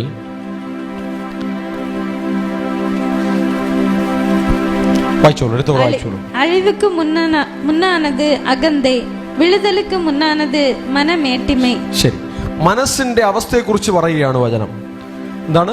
നാശത്തിന് മുന്നേ എന്തുണ്ടാകും? മനസ്സിന്റെ കണ്ടീഷൻ എന്തായിരിക്കും? ഗർവം. ഗർവിച്ചിരിക്കും മനസ്സ്.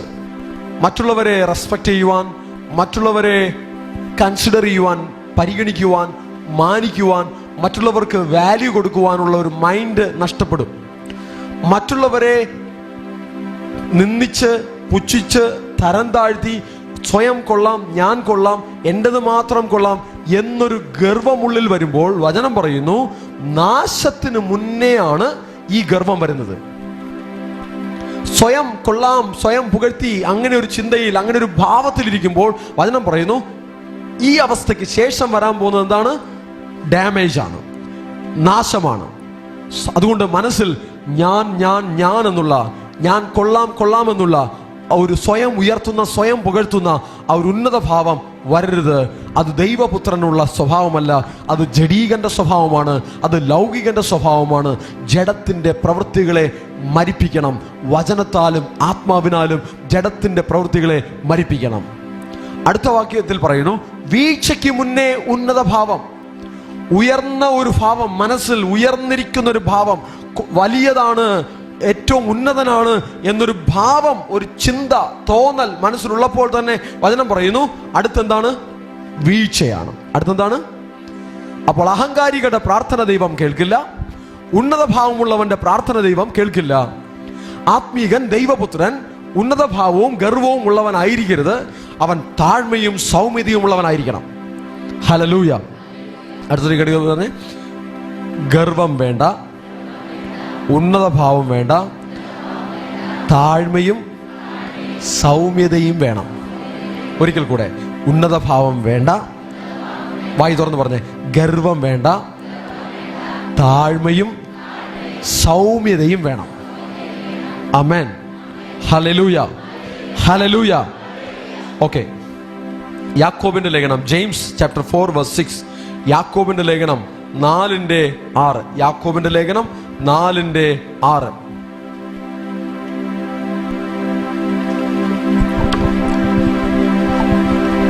அவர் அதிகமான கிருபையை அளிக்கிறாரே, ஆதலால் தேவன் பெருமை உள்ளவர்களுக்கு எதிர்த்து நிற்கிறார், தாழ்மை உள்ளவர்களுக்கோ கிருபை அளிக்கிறார் என்று சொல்லி இருக்கிறது. നോക്കിക്കേ, പുകഴ്ച വരുമ്പോൾ അഹങ്കാരം വരാൻ സാധ്യതയുണ്ട്. എല്ലാവരും ഉയർത്തി സംസാരിക്കുമ്പോൾ അഹങ്കാരം വരുവാൻ, ഉന്നതഭാവം വരുവാൻ, ഗർവം വരുവാൻ സാധ്യതയുണ്ട്. വചനം മുന്നറിയിപ്പ് തരികയാണ്. എന്താണ് പറയുന്നത്? ദൈവം നിഗളികളോട് എതിർത്തു നിൽക്കുന്നു. ഇത് ദൈവത്തിന്റെ ക്യാരക്ടറാണ്. ഉന്നതഭാവമുള്ള, നിഗളമുള്ള, അഹങ്കാരമുള്ള ഭാവത്തിൽ, ചിന്തയിൽ, സ്വഭാവത്തിൽ, സംസാരത്തിൽ ഒരു വ്യക്തി ഇരുന്നാൽ God is against to him. ദൈവം അവന് പ്രതിയോഗിയാണ്. ദൈവം അവന്റെ കൂടെയില്ല. ദൈവം അവന് എതിരാണ്. ദൈവം നിഗളികളോട് എതിർത്തു നിൽക്കുന്നു. പിന്നെന്താണ് അടുത്ത് പറയുന്നു? താഴ്മയുള്ളവർക്ക് കൃപ നൽകുന്നു. എങ്ങനെ?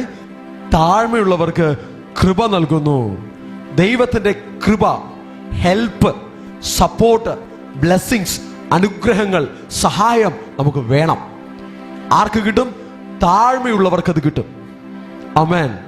ദൈവസന്നിധിയിൽ മാത്രമല്ല, കുടുംബത്തിലും ആരോടെല്ലാം പെരുമാറുന്നു, എവിടെയെല്ലാം പോകുന്നു, ആരോടൊക്കെ ഇടപഴകുന്നു, അവിടെ എല്ലാം ഒരു താഴ്മ വെളിപ്പെടട്ടെ. ഹല്ലേലൂയ. താഴ്മയോടുകൂടെ ഇരുന്നാൽ ദൈവത്തിന്റെ കൃപയുണ്ടാകും. അഹങ്കാരത്തോടുകൂടെ ജീവിച്ചാൽ നാശമുണ്ടാകും, വീഴ്ചയുണ്ടാകും, ദൈവം എതിരായിരിക്കും. ഹല്ലേലൂയ. ആത്മീകർ, കർത്താവിനെ സ്തുതിക്കുന്ന മക്കൾ ഇക്കാര്യങ്ങൾ എപ്പോഴും അറിഞ്ഞിരിക്കണം. സാത്താൻ ഈ ഗർവത്തെ തന്ന്, അനാവശ്യ പുകഴ്ചകളെ തന്ന് ഹൃദയത്തിൽ ഗർവമുണ്ടാക്കി, ഹൃദയത്തിൽ അഹങ്കാരമുണ്ടാക്കി, ഹൃദയത്തിൽ ഉന്നത ഭാവമുണ്ടാക്കി ആത്മീകതയിൽ നിന്നും തള്ളിയിടുവാൻ, ദൈവരാജ്യത്തിന്റെ അനുഭവത്തിൽ നിന്നും തള്ളിയിടുവാൻ, അമേൻ അമേൻ, ഒരു ദൈവപുത്രൻ എന്ന അനുഭവത്തിൽ നിന്നും തള്ളിയിടുവാനാണ് സാത്താൻ ശ്രമിക്കുന്നത്. ഇത് സാത്താന്റെ തന്ത്രമാണ്. തിരിച്ചറിയുവൻ. പുകഴ്ചകളിൽ മയങ്ങരുത്, ഉന്നതഭാവം വരരുത്, അഹങ്കാരം വരരുത്. ലോകം ചുറ്റുമുള്ളവർ നിങ്ങളെ പുകഴ്ത്തുമ്പോൾ, ഉയർത്തുമ്പോൾ അതിനനുസരിച്ച് ഹൃദയം ഉയർന്നു പോകരുത്. ഹൃദയത്തിൽ താഴ്മ നഷ്ടപ്പെടാതെ സൂക്ഷിക്കണം. ദൈവത്തിന് മഹത്വം കൊടുക്കുവാൻ മറക്കരുത്. പുകഴ്ച വരുമ്പോൾ ദൈവത്തിന് മഹത്വത്തെ കൊടുക്കുവേൻ. മറ്റുള്ളവർ, മനുഷ്യർ നല്ലവർ എന്ന് പറയുമ്പോൾ, കൊള്ളാമെന്ന് പറയുമ്പോൾ, ശ്രേഷ്ഠമെന്ന് പറയുമ്പോൾ ഹൃദയം എന്തു ചെയ്യണം? ഒരു ദൈവപുത്രന്റെ ഹൃദയം, ഒരു ദൈവപൈതലിന്റെ ഹൃദയം, മഹത്വമെല്ലാം ദൈവത്തിന്. ഇതെല്ലാം ദൈവത്തിന്റെ കൃപയാണ്. എനിക്കല്ല മഹത്വം, മഹത്വം എൻ്റെ യേശുവിന്, മഹത്വം എൻ്റെ കർത്താവിന്, മഹത്വം എൻ്റെ ദൈവത്തിന്. അങ്ങനെ ഹൃദയത്തിൽ താഴ്മ വരുമ്പോൾ ദൈവം വീണ്ടും ഉയർത്തും, ദൈവത്തിന്റെ മഹത്വം വർദ്ധിക്കും. ആമേൻ. ഹല്ലേലൂയ. താഴ്മ വേണം, ഉന്നതഭാവം വേണ്ട. മനുഷ്യരുടെ പുകഴ്ച ഒരു അപകടം അതിൽ ഒളിഞ്ഞിരിപ്പുണ്ട്. ഹൃദയം അവിടെ നിഗളിച്ചാൽ, ഗർവിച്ചാൽ, അഹങ്കരിച്ചാൽ, ഉന്നതഭാവം വന്നാൽ അതിനോടൊപ്പം ഒരു തകർച്ചയും, ഒരു നാശവും, ഒരു വീഴ്ചയും, ദൈവത്തിന്റെ എതിർപ്പും ജീവിതത്തിലുണ്ടാകും. അതുകൊണ്ട് നമ്മുടെ സ്വഭാവത്തെ, നമ്മുടെ മനസ്സിനെ സൂക്ഷിക്കണം. ഹല്ലേലൂയ. താഴ്മ നഷ്ടപ്പെടാതിരിക്കാൻ ഒരു ദൈവ പൈതൽ എപ്പോഴും ശ്രദ്ധിക്കണം. സംസാരത്തിൽ നിഗളം വരരുത്, സംസാരത്തിൽ ഉന്നതഭാവം വരരുത്. ഹൃദയത്തിൽ അത് വന്നാൽ സംസാരത്തിലും അത് വരും. ഹൃദയം നിറഞ്ഞു കവിയുന്നത് വായി പ്രസ്താവിക്കും. വായിൽ നിന്ന് ഉന്നതഭാവം, നിഗളം, അഹങ്കാരം, ഗർവം വാക്കുകളിൽ പുറപ്പെടുന്നുവെങ്കിൽ അതിൻ്റെ അർത്ഥം ഹൃദയത്തിൽ അത് നിറഞ്ഞിരിക്കുന്നു. അതുകൊണ്ട് അത് വെളിപ്പെടുന്നു. ദൈവപുത്രനായി വെളിപ്പെടുന്ന ദൈവമക്കൾ താഴ്മ വെളിപ്പെടുത്തട്ടെ, സൗമ്യത വെളിപ്പെടുത്തട്ടെ, സ്നേഹം വെളിപ്പെടുത്തട്ടെ, വിനയം വെളിപ്പെടുത്തട്ടെ. Hallelujah, hallelujah. ഓക്കെ, നോക്കിക്കേ. വെളിപ്പാട് പുസ്തകം 19-ാം അധ്യായം അതിൻ്റെ 20-ാം വാക്യത്തിൽ ഒരു ദൂതന്റെ മുന്നിൽ യോഹന്നാൻ നമസ്കരിക്കുകയാണ്. അപ്പോൾ ദൂതൻ പറയുകയാണ്, ദൈവത്തെ ആരാധിപ്പിൻ. 19-20 ഓക്കെ, റെഫറൻസിൽ മാറ്റമുണ്ടെന്ന് തോന്നുന്നു. എന്താ 19-10 എടുത്തേ, 19-10 ഓക്കെ. ഞാൻ അവനെ നമസ്കരിക്കേണ്ടതിന് അവന്റെ കാൽക്കൽ വീണു. അപ്പോൾ അവൻ എന്നോട് പറഞ്ഞത്, അതരുത്. ഞാൻ നിനക്കും യേശുവിന്റെ സാക്ഷ്യമുള്ള നിന്റെ സഹോദരന്മാർക്കും സഹഭൃത്യനത്രേ. ദൈവത്തെ നമസ്കരിക്കാം. യോഹന്നാൻ എന്ന ദൈവപുത്രന്റെ, യോഹന്നാൻ എന്ന അഭിഷിക്തന്റെ, യോഹന്നാൻ എന്ന ദൈവ പൈതലിന്റെ മനസ്സിനെ നോക്കുക. അവൻ ആരാധന കൊടുക്കുന്നു. പക്ഷെ ആ ദൂതൻ പറയുന്നു, നോ, ആരാധന എനിക്കല്ല, ആരാധന ദൈവത്തിന്. ദൈവപുത്രന്മാർ ചില കാര്യങ്ങൾ മിസ്അണ്ടർസ്റ്റാൻഡ് ചെയ്ത് പ്രവർത്തിക്കുമ്പോഴും പരിശുദ്ധാത്മാവ്, ദൈവദൂതന്മാർ, ദൈവത്തിന്റെ അഭിഷിക്തന്മാർ അത് കറക്റ്റ് ചെയ്യും. ഹല്ലേലൂയ. തെറ്റുകൾ വരില്ല എന്നല്ല, തെറ്റുകൾ വരാം, എന്നാൽ കറക്റ്റ് ചെയ്യപ്പെടണം. ഞാൻ ചെയ്യുന്നതെല്ലാം ശരിയെന്നുള്ള അഹങ്കാരം വേണ്ട. ചില കമന്റ്സ് പറയുമ്പോൾ അതിനെ പരിശോധിക്കണം. എന്താണ് തെറ്റുണ്ടോ, തെറ്റില്ലേ, ഏതാണ് ശരി എന്ന് ചിന്തിച്ചു നോക്കണം. അവിടെ നമ്മളെ കറക്റ്റ് ചെയ്യാൻ സാധിക്കും. ശരി, സദൃശവാക്യം 15-28 വാക്യം നോക്കാം. സദൃശവാക്യം 15-28. Proverbs chapter 15 verse 28. നീതിമാൻ മനസ്സിൽ ആലോചിച്ച് ഉത്തരം പറയുന്നു, ദുഷ്ടന്മാരുടെ വായോ ദോഷങ്ങളെ പൊഴിക്കുന്നു. നീതിമാൻ ആലോചിക്കും, പല കാര്യങ്ങൾ ആലോചിക്കും. ഞാൻ ഈ ഒരു ആൻസർ പറഞ്ഞാൽ എന്തെന്തൊക്കെ ഡാമേജ് ഉണ്ടാകും, എന്തെന്തൊക്കെ കോൺസിക്വൻസസ് ഉണ്ടാകും, എന്തെല്ലാം അനന്തര ഫലങ്ങൾ ഉണ്ടാകും, ആരെയെല്ലാം അത് ബാധിക്കും എന്നൊക്കെ ചിന്തിക്കും. എന്നൊക്കെ ആലോചിച്ച് അവൻ ആൻസർ പറയും. എന്നാൽ ദുഷ്ടൻ തിരിഞ്ഞൊന്നും നോക്കില്ല. ആരെന്ത് ചിന്തിച്ചാലും എനിക്ക് പ്രശ്നമില്ല, ഞാൻ പറയേണ്ടതെല്ലാം പറയും എന്നങ്ങനെ വിളിച്ച് പറഞ്ഞുകൊണ്ടേയിരിക്കും. ഇതാരുടെ സ്വഭാവമാണ്? ദുഷ്ടന്റെ സ്വഭാവമാണ്. നീതിമാൻ കരുതും. ആമേൻ. ചിലർ മുറിവേൽക്കുവാൻ പാടില്ല, ചിലർ വീണു പോകുവാൻ പാടില്ല, ചിലർ നശിച്ചു പോകുവാൻ പാടില്ല എന്ന് പല കാര്യങ്ങൾ ചിന്തിച്ച് ആലോചിച്ച് ഉത്തരം പറയും. ആര്? നീതിമാൻ. ദുഷ്ടന് ആ ആലോചനയില്ല. ദുഷ്ടന് ഇനി എന്ത് സംഭവിക്കും, എവിടെ ഡാമേജ് ആകും, അതൊന്നും ദുഷ്ടൻ ചിന്തിക്കില്ല. അവന് ചിന്തയില്ല, ആലോചനയില്ല. അവൻ തോന്നിയതെല്ലാം, വായിൽ വരുന്നതെല്ലാം ദുഷ്ടൻ വിളിച്ചു പറയും. അടുത്ത് പറഞ്ഞ്, നീതിമാൻ ആലോചിച്ച് സംസാരിക്കും, ദുഷ്ടൻ വായിൽ തോന്നുന്നതെല്ലാം സംസാരിക്കും. ഓക്കെ, ക്ലിയർ അല്ലേ? ഇതിനകത്ത് ഈ ദുഷ്ടന്റെ സ്വഭാവം കാണിക്കുന്ന ദൈവപുത്രന്മാരുണ്ടെങ്കിൽ മാനസാന്തരപ്പെടാൻ വേണ്ടിയിട്ടാണ് പറഞ്ഞത്. ദുഷ്ടന്റെ സ്വഭാവം ദൈവപുത്രന്മാർ കാണിക്കരുത്. ആരാധിക്കുന്ന ദൈവമക്കൾ നീതിമാന്റെ സ്വഭാവം കാണിക്കണം. ഹല്ലേലൂയ. ഓക്കെ, യാക്കോബ് 19-20 വാക്യങ്ങൾ. യാക്കോബ് 19-20 വാക്യങ്ങൾ. ഈ വാക്യം ഒരുപക്ഷെ ദാസ് പറഞ്ഞ് കാണാതെ അറിയായിരിക്കും. അറിയാമോ? യാക്കോബ് 1:19-20 വാക്യങ്ങൾ. കേൾപ്പാൻ വേഗതയും, 19 മാത്രം മതി. കേൾപ്പാൻ വേഗതയും പറവാൻ താമസവും കോപത്തിന് താമസവും ഉള്ളവനായിരിക്കട്ടെ. ഏതു മനുഷ്യനും എങ്ങനെ ഇരിക്കണം? വേഗത്തിൽ കേൾക്കണം. എങ്ങനെ കേൾക്കണം? ശ്രദ്ധയോടെ കേൾക്കണം. ചില ആൾക്ക് ഒരു കാര്യം പറയുമ്പോൾ മൈൻഡ് വേറെ സ്ഥലത്തിലിരിക്കും, പറഞ്ഞത് കേൾക്കില്ല, എന്നിട്ട് വീണ്ടും വീണ്ടും പറയേണ്ടി വരും.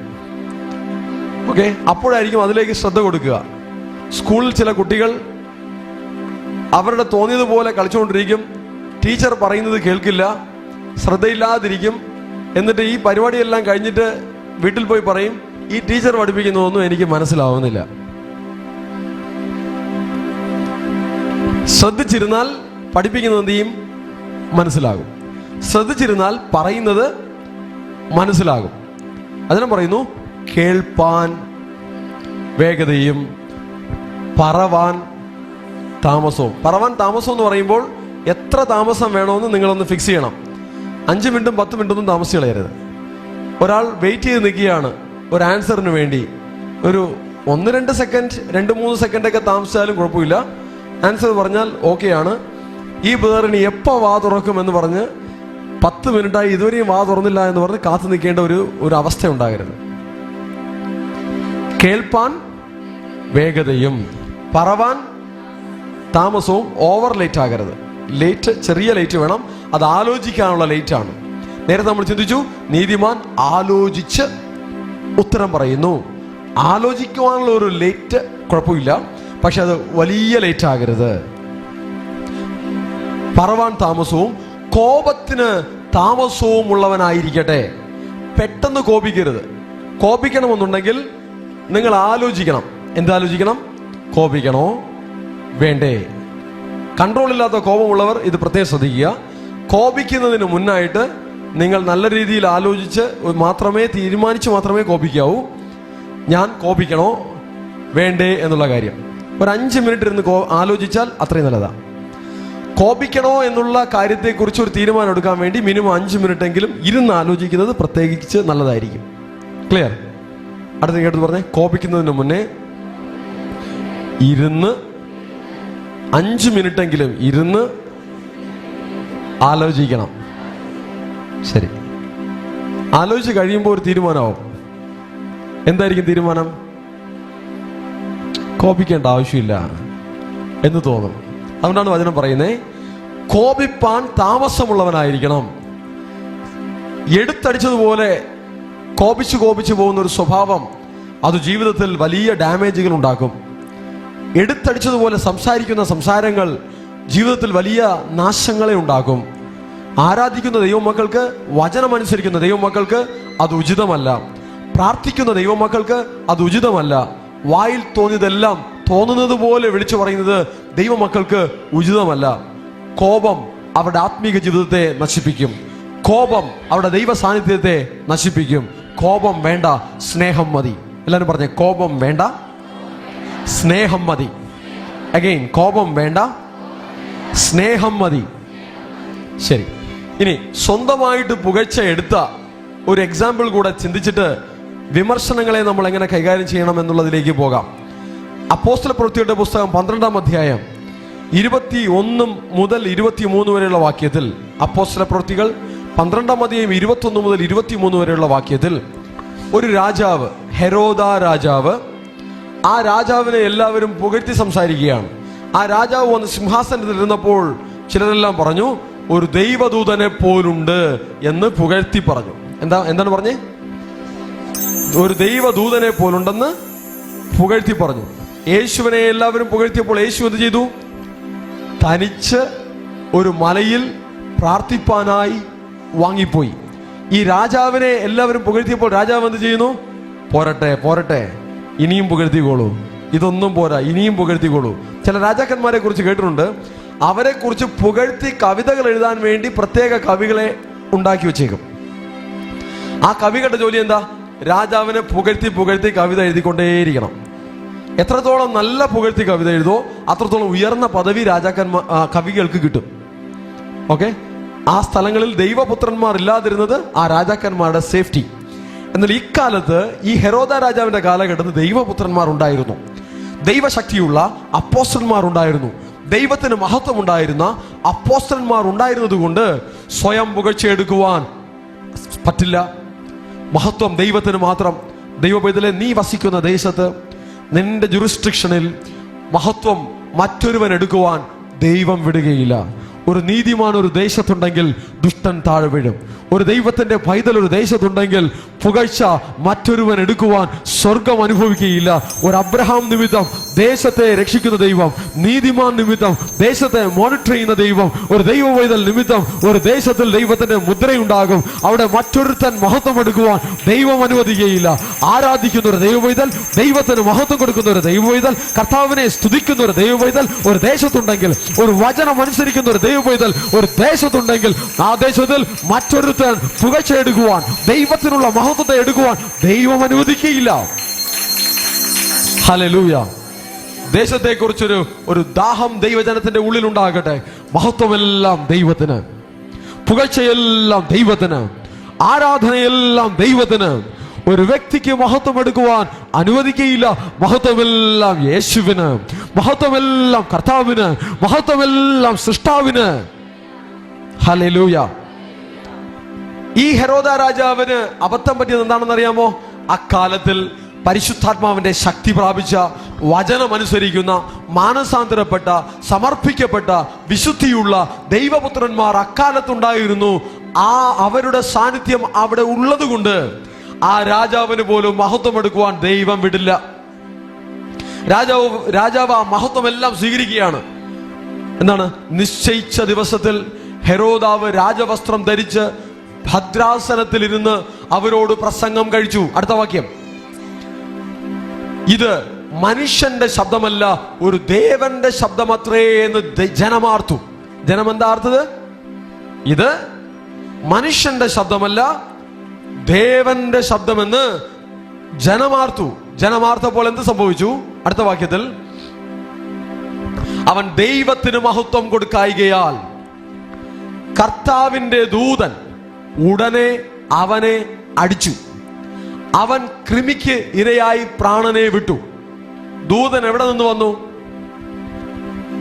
വചനമനുസരിക്കുന്ന, ദൈവത്തിന് മഹത്വത്തെ കൊടുക്കുന്ന ദൈവപുത്രന്മാർ ആ നാട്ടിലുള്ളത് കൊണ്ട് അവരെ പരിപാലിപ്പാൻ കുറച്ച് ദൂതന്മാർ ഇറങ്ങി വന്നിട്ടുണ്ട്. ദൂതൻ ഇതുപോലുള്ള കാര്യങ്ങൾ കേട്ടാൽ ഉടനെ അടിപറ്റിക്കും. ഹല്ലേലൂയ. അപ്പോൾ ദൈവപുത്രന്മാർ നമ്മുടെ പരിസരത്തുണ്ടെങ്കിൽ, നമ്മുടെ ദേശത്തുണ്ടെങ്കിൽ, നമ്മുടെ കാലഘട്ടത്തിലുണ്ടെങ്കിൽ, അതിനു ചുറ്റും ഒരു ദൈവത്തിന്റെ മോണിറ്ററിങ്, സ്വർഗത്തിന്റെ ഒരു മോണിറ്ററിങ്, ഒരു നീതിമാന്റെ ഒരു ഭരണം അവിടെ ഉണ്ടാകും. ഹല്ലേലൂയ. സിംഹാസനത്തിൽ ആരിരുന്നാലും അതല്ല വിഷയം. സ്വർഗം വാഴ്ച നടത്തും, കർത്താവ് വാഴ്ച നടത്തും. പറയേണ്ട കാര്യങ്ങളെ പറയാകൂ, ഇല്ലെങ്കിൽ അടി ഉടനെ കിട്ടും. ഹെരോദാവ് സ്വയം ഒന്നും പറഞ്ഞില്ല, പ്രസംഗിച്ചു. ജനമാർത്തു ഇതൊരു ദേവന്റെ ശബ്ദമെന്ന്. അവൻ ഇത് ഞാൻ ദേവനല്ല എന്നോ ഒന്നും പറയുവാൻ അവൻ മടി കാണിച്ചു. അവൻ ആ പുകഴ്ചയെല്ലാം അവൻ ആസ്വദിച്ചു. ജനം പുകഴ്ത്തുന്ന പുകഴ്ചയെ ആ രാജാവ് എന്ത് ചെയ്തു? ആസ്വദിച്ചു. ദൂതനത് വിട്ടില്ല. മഹത്വം ആർക്കാണ്? മഹത്വം സൃഷ്ടാവിനാണ്, മഹത്വം ദൈവത്തിനാണ്. ദൈവത്തിന്റെ മഹത്വം മനുഷ്യൻ എടുക്കുവാൻ അനുവദിക്കുകയില്ല. ദൂതൻ അവനെ അടിച്ചു. ആരെങ്കിലും വന്ന് രാജാവിനെ അടിക്കുന്നത് ആരുടെ കണ്ണിലും കണ്ടില്ല. പക്ഷേ ആത്മീകമായി സംഭവിച്ചൊരു കാര്യം ഇതാണ്, ദൂതൻ അവനെ അടിച്ചു. എന്ത് പറയുന്നു? ഉടനെ അവനെ അടിച്ചു. അവൻ കൃമിക്ക് ഇരയായി പ്രാണനെ വിട്ടു. എന്താ സംഭവിച്ചു? കൃമിക്ക് ഇരയായി. അതിന്റെ അർത്ഥം അടി കൊണ്ട് കുറച്ചു കാലം കിടന്നു, ശരീരത്തിൽ കൃമികൾ ഉണ്ടായി, അവൻ അങ്ങനെ കൃമിച്ച് കഷ്ടപ്പെട്ട് മരിച്ചു. മനസ്സിലായോ? ദൈവത്തിന്റെ ദൂതന്മാർ ഇറങ്ങി വരും. ആരാധിക്കുന്ന ദൈവമക്കൾ, അഭിഷേകമുള്ള ദൈവത്തിന്റെ മക്കൾ ഒരു ദേശത്തിൽ എഴുന്നേൽക്കുമ്പോൾ ആ ദേശത്തിൽ ദൈവത്തിന്റെ ദൂതന്മാർ വരും പോകും. ഹല്ലേലൂയ. ഇത് ഈ സ്ഥലത്ത് ദൈവമുണ്ട്, ഞാനോ അത് അറിഞ്ഞില്ല എന്ന് യാക്കോബ് പറഞ്ഞു. എന്തുകൊണ്ട്? ദൂതന്മാർ കയറുന്നു ഇറങ്ങുന്നു, കയറുന്നു ഇറങ്ങുന്നു. ദൂതന്മാർ കയറുകയും ഇറങ്ങുകയും ചെയ്യുന്ന സ്ഥലം, അങ്ങനെ ഒരു സ്ഥലമായി നമ്മുടെ ദേശത്തെ കർത്താവ് മാറ്റിക്കൊണ്ടിരിക്കുന്നു. നിങ്ങളുടെ ഭവനങ്ങളെ കർത്താവ് മാറ്റിക്കൊണ്ടിരിക്കുന്നു. നിങ്ങളുടെ ജീവിതങ്ങളെ കർത്താവ് മാറ്റിക്കൊണ്ടിരിക്കുന്നു. ദൂതൻ ഇറങ്ങുമെങ്കിൽ അനീതികളെ കർത്താവ് തകർക്കും. ദൈവത്തിന് കൊടുക്കേണ്ടുന്ന മഹത്വം കൊടുക്കാതിരുന്നാൽ അവിടെ ദൈവത്തിന്റെ ന്യായവിധി വരും. ദൈവത്തിന്റെ പ്രവൃത്തി സ്പോട്ടിൽ വെളിപ്പെടും. ഹല്ലേലൂയ. ഓക്കെ. എന്നാൽ ചില വിമർശനങ്ങൾ വരുമ്പോൾ നമ്മൾ സൈലന്റ് ആയിരിക്കുന്നത് നല്ലതാണ്. അതൊരു ബ്ലെസ്സിംഗ് ആണ്.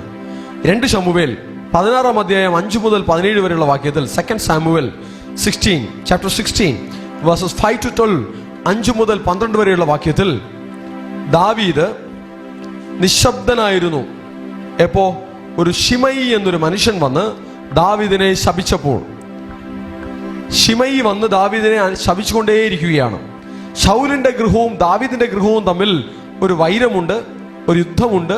ഇതിനിടയിൽ ശിമയി എന്നൊരു മനുഷ്യൻ കാര്യമറിഞ്ഞോ കാര്യമറിയാതെയോ വന്ന് അവൻ ദാവീദിനെ ശപിച്ചുകൊണ്ടേയിരിക്കുകയാണ്. അവന് പ്രായമുണ്ട്.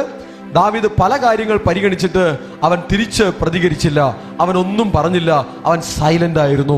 ദൈവത്തിന്റെ ന്യായവിധിക്ക് ഇടം കൊടുത്തു. ചിലർ നിങ്ങളെ നിന്ദിക്കുമ്പോൾ, ദുഷിക്കുമ്പോൾ നിങ്ങൾ അവിടെ പ്രതികരിക്കണമെന്ന് ആവശ്യമില്ല. കീപ് സൈലൻസ്, മിണ്ടാതിരുന്നോളൂ. ദൈവത്തിന്റെ ന്യായവിധി വരട്ടെ, ഈ വിഷയത്തിൽ ദൈവം ന്യായം വിധിക്കട്ടെ എന്ന് ദൈവകരങ്ങൾ കൊടുത്താൽ മതി. സൈലന്റ് ആയിരുന്നാൽ മതി, ദൈവം അവിടെ പ്രവർത്തിച്ചോളും. Hallelujah, hallelujah. ഓക്കെ. സങ്കീർത്തനം 141:5 വചനം പറയുന്നു. സങ്കീർത്തനം 141:5 വചനം പറയുന്നു, നീതിമാൻ എന്നെ അടിക്കുന്നത് ദയ, അവൻ എന്നെ ശാസിക്കുന്നത് തലയ്ക്ക് എണ്ണ. നീതിമാനായി മാറിയാൽ, ഒരു ദൈവപൈതലായി മാറിയാൽ ചില ഉപദേശങ്ങൾ കേൾക്കുവാൻ അവന് ഇറിറ്റേഷൻ ഉണ്ടാവുകയില്ല. ദൈവവചനം കേൾക്കുവാൻ ഇറിറ്റേഷൻ ഉണ്ടാവുകയില്ല. തെറ്റുകൾ തിരുത്തുന്നതിൽ അവൻ അസ്വസ്ഥത കാണിക്കുകയില്ല. അത് അവൻ ഏറ്റെടുക്കും. നീതിമാൻ എന്നെ അടിക്കുന്നത് ദയ, അവൻ എന്നെ ശാസിക്കുന്നത് തലയ്ക്ക് എണ്ണ. ഇന്നത്തെ തലമുറയിൽ ചില കുട്ടികൾ വളർന്നു വരുന്നത്, എനിക്ക് ആരുടെയും ഉപദേശം വേണ്ട, എനിക്ക് ആരും ഒന്നും എന്നോട് പറയണ്ട, എന്നെ ആരും ശാസിക്കേണ്ട, ഞാൻ എനിക്ക് ഇഷ്ടമുള്ളതെല്ലാം ചെയ്യും എന്ന മനോഭാവത്തിൽ വളർന്നു വരുന്നു.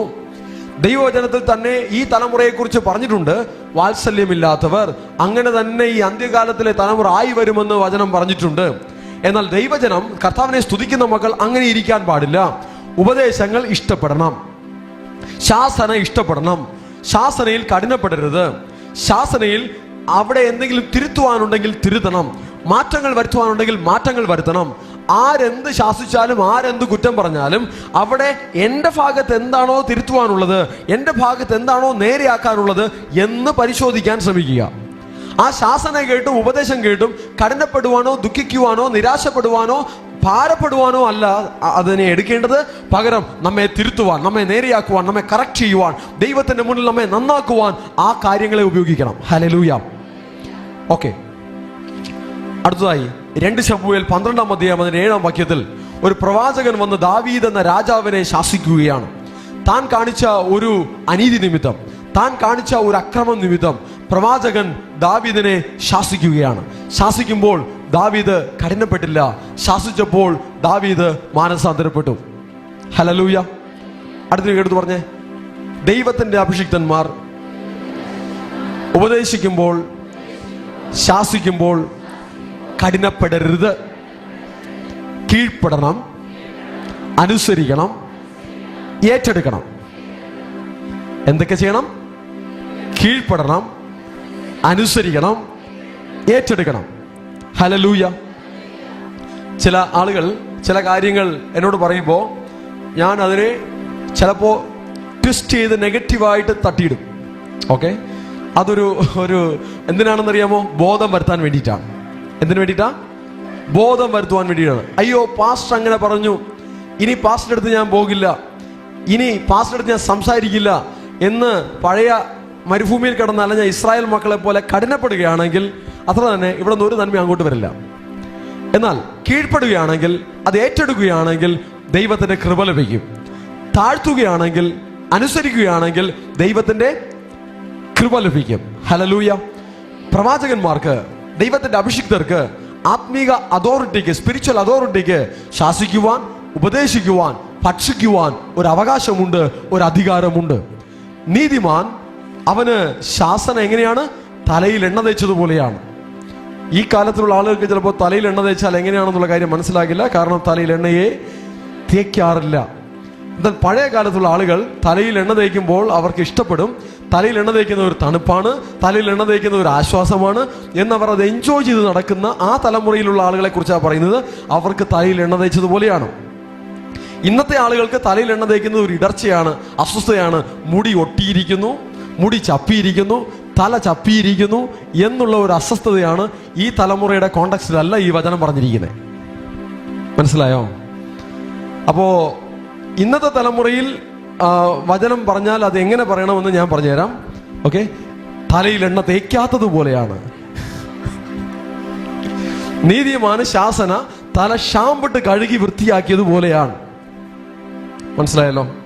ഈ തലമുറയിൽ ആ കംഫർട്ട് സോൺ മനസ്സിലാകാൻ വേണ്ടി പറഞ്ഞതാ. അന്നത്തെ കാലത്ത് തലയിൽ എണ്ണ തേക്കുന്നത് തലയ്ക്ക് കുളിരാണ്, ആശ്വാസമാണ്, ഗുഡാണ്, നല്ലതാണ്, നല്ല ഫീലിംഗ് ആണ്, പോസിറ്റീവാണ്. ഈ തലമുറ ചിന്തിച്ചതുപോലെ അല്ല കഴിഞ്ഞ തലമുറ ചിന്തിച്ചത്. അവർക്ക് മനസ്സിലാവുന്ന രീതിയിലാണ് വചനം പറഞ്ഞു കൊടുത്തിരിക്കുന്നത്. ഇന്നത്തെ തലമുറയ്ക്ക് മനസ്സിലാവുന്ന രീതിയിൽ അതിനെ ഏറ്റെടുത്താൽ മതി. സന്തോഷമായി അതിനെ ഏറ്റെടുക്കും. ശാസിക്കുന്നതിനെ, ഉപദേശിക്കുന്നതിനെ സന്തോഷത്തോടുകൂടെ ഏറ്റെടുക്കും. ആമേൻ. ഹല്ലേലൂയ. ഓക്കെ, അപ്പോൾ ദാവീദ് രാജാവ് പ്രവാചകൻ ശാസിച്ചപ്പോൾ, പ്രവാചകൻ ഭർഷിച്ചപ്പോൾ, പ്രവാചകൻ മുന്നറിയിപ്പ് കൊടുത്തപ്പോൾ ദാവീദ് രാജാവ് കഠിനപ്പെട്ടില്ല.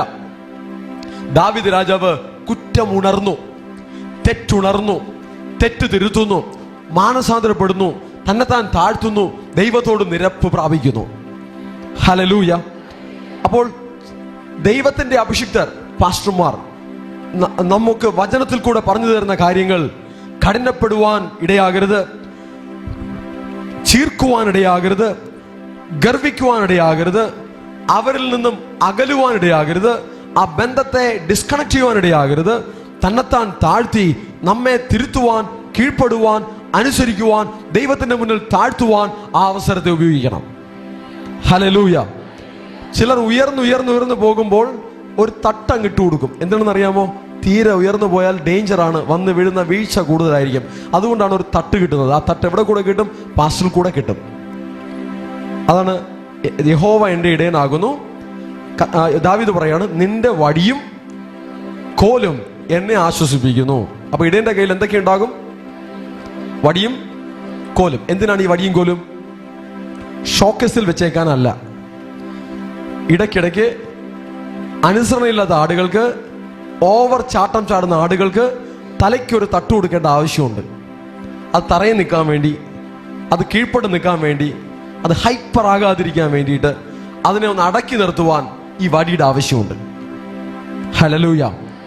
ഓക്കെ, സദൃശവാക്യം 25 അതിന്റെ 21 മുതൽ 22 വരെയുള്ള വാക്യത്തിൽ വചനം പറയുന്നു, നിന്റെ ശത്രുവിന് വിശക്കുന്നുവെങ്കിൽ ഭക്ഷിപ്പാൻ കൊടുക്കുക. അല്ലേ? അവിടെ വചനം എന്താണ്? നിന്റെ ശത്രുവിന് വിശക്കുന്നുവെങ്കിൽ ഭക്ഷിപ്പാൻ കൊടുക്കുക. റെഡിയാണോ? നിങ്ങൾ റെഡിയാണോ അങ്ങനെ ചെയ്യാൻ? പിശാച് എന്ന ശത്രുവിനെ കുറിച്ചല്ല ഇവിടെ പറയുന്നത്. മനുഷ്യരിൽ ആരെങ്കിലും ശത്രുത കാണിക്കുന്നുവെങ്കിൽ അവർ ആഹാരമില്ലാതെ കഷ്ടപ്പെട്ടിരിക്കുകയാണ്. നിങ്ങളുടെ കയ്യിൽ കൊടുക്കുവാൻ ആഹാരമുണ്ടെങ്കിൽ കൊടുക്കാൻ റെഡിയാണോ? റെഡിയല്ലേ? ആരൊക്കെ റെഡിയാണ്? ഓക്കെ, നല്ല മനുഷ്യർ. ഇതാണ് സ്വർഗം. ഇത്രയും നല്ല മനുഷ്യർ എവിടെയുണ്ടോ ഇതിനാണ് എന്ത് പറയുക? സ്വർഗം എന്ന് പറയുക. വെറുപ്പുള്ള ശത്രുവിന് പോലും ആഹാരം കൊടുക്കാൻ റെഡിയാണ്. വിഷം കലർത്തി കൊടുക്കാനല്ല, ഗ്രീഷ്മ കഷായം കൊടുത്തതുപോലെ കൊടുക്കാനുമല്ല. നല്ല ആഹാരം കൊടുക്കണം. ആ തിന്ന് മരിക്കട്ടെ എന്ന് പറഞ്ഞു കൊടുക്കാനുമല്ല, സ്നേഹത്തോടെ കൊടുക്കണം. കർത്താവേ, എൻ്റെ ശത്രുവാണെങ്കിലും ഞാൻ അവരെ സ്നേഹിക്കുന്നു, അവരെ അനുഗ്രഹിക്കണമെന്ന് പറഞ്ഞു കൊടുക്കണം. അതാണ് കർത്താവ് പറഞ്ഞത്, നിങ്ങളുടെ ശത്രുക്കളെ സ്നേഹിപ്പിൻ, നിങ്ങളെ ഉപദ്രവിക്കുന്നവർക്ക് വേണ്ടി പ്രാർത്ഥിപ്പിൻ. എന്ത് പ്രാർത്ഥിക്കും? ഉപദ്രവിക്കുന്ന ശത്രുവിന് വേണ്ടി. കേട്ടില്ല?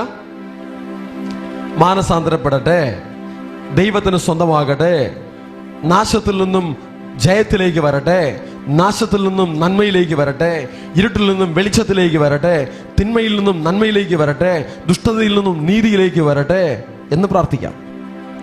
ഹല്ലേലൂയ. ദുഷ്ടനെ കുറിച്ചുള്ള വെറുപ്പ് ഹൃദയത്തിൽ നിറച്ചുകൊണ്ട് നടക്കരുത്.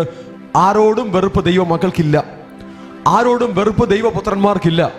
ശത്രു വിമർശിക്കും, ശത്രു പുച്ഛിക്കും, ശത്രു നിന്ദിക്കും, ശത്രു അപവാദങ്ങൾ പരത്തും. ദേഷ്യമില്ല, വെറുപ്പില്ല. അതുകൊണ്ട് നിരാശപ്പെടില്ല, അതുകൊണ്ട് തളർന്നു പോകില്ല, അതുകൊണ്ട് ദൈവപുത്രൻ വാടിപ്പോകില്ല, അതുകൊണ്ട് ദൈവപുത്രൻ ഒരു ഇൻഫീരിയോറിറ്റി കോംപ്ലക്സ് വരില്ല, അതുകൊണ്ട് അവൻ്റെ ആക്ടിവിറ്റീസിനെ ഒന്നും ബാധിക്കില്ല, അവൻ്റെ മനസ്സിനെ ബാധിക്കില്ല, അവൻ്റെ സന്തോഷം നഷ്ടപ്പെടില്ല. ശത്രു എന്ത് പറഞ്ഞാലും, മനുഷ്യർ എന്തു പറഞ്ഞാലും, തരം താഴ്ത്തിയാലും, നിന്ദിച്ചാലും, പുച്ഛിച്ചാലും, എന്തു ചെയ്താലും നോ പ്രോബ്ലം. ഞാൻ അവരെ സ്നേഹിക്കുന്നു. എൻ്റെ ഉത്തരവാദിത്വം ഞാൻ ചെയ്യും. ഞാൻ ദൈവത്തെ ആരാധിക്കും, ഞാൻ ദൈവത്തെ സ്തുതിക്കും. അതിലൊന്നും ഒരു മുടക്കം വരികയില്ല. അവൻ്റെ വാക്കുകൾ എൻ്റെ ഹൃദയത്തെ ബാധിക്കില്ല, അവൻ്റെ നിന്ദകൾ, അവൻ്റെ പരിഹാസങ്ങൾ എൻ്റെ ഹൃദയത്തെ ബാധിക്കില്ല, അവൻ്റെ പുച്ഛിക്കുന്ന വർത്തമാനങ്ങൾ എൻ്റെ ഹൃദയത്തെ ബാധിക്കില്ല, എൻ്റെ ഹൃദയത്തെ മുറിവേൽപ്പിക്കില്ല. ഞാൻ നിരാശപ്പെടില്ല, ഞാൻ തളരില്ല, ഞാൻ വാടിപ്പോകില്ല. ഞാൻ കർത്താവിൽ സന്തോഷിക്കും, ഞാൻ കർത്താവിനെ സ്തുതിക്കും, ഞാൻ കർത്താവിനെ ആരാധിക്കും, ഞാൻ കർത്താവിനോട് ചേർന്ന് നടക്കും. ഇതാണ് ഒരു ദൈവപൈതലിന്റെ സ്വഭാവം. ഹല്ലേലൂയ. ആരെന്തു പറഞ്ഞോട്ടെ, ആരെ വേണമെങ്കിലും നിങ്ങളെക്കുറിച്ച് എന്തും പറഞ്ഞോട്ടെ, നിങ്ങളുടെ മനസ്സ് ചലിക്കരുത്. യഹോവയിൽ ആശ്രയിക്കുന്നവർ എങ്ങനെയുള്ളവരാണ്? കുലുങ്ങാതെ എന്നേക്കും നിൽക്കുന്ന സിയോൻ പർവ്വതം പോലെയാണ്. അടുത്തൊരു കേട്ട് പറഞ്ഞ്, കുലുങ്ങാതെ നിൽക്കണം.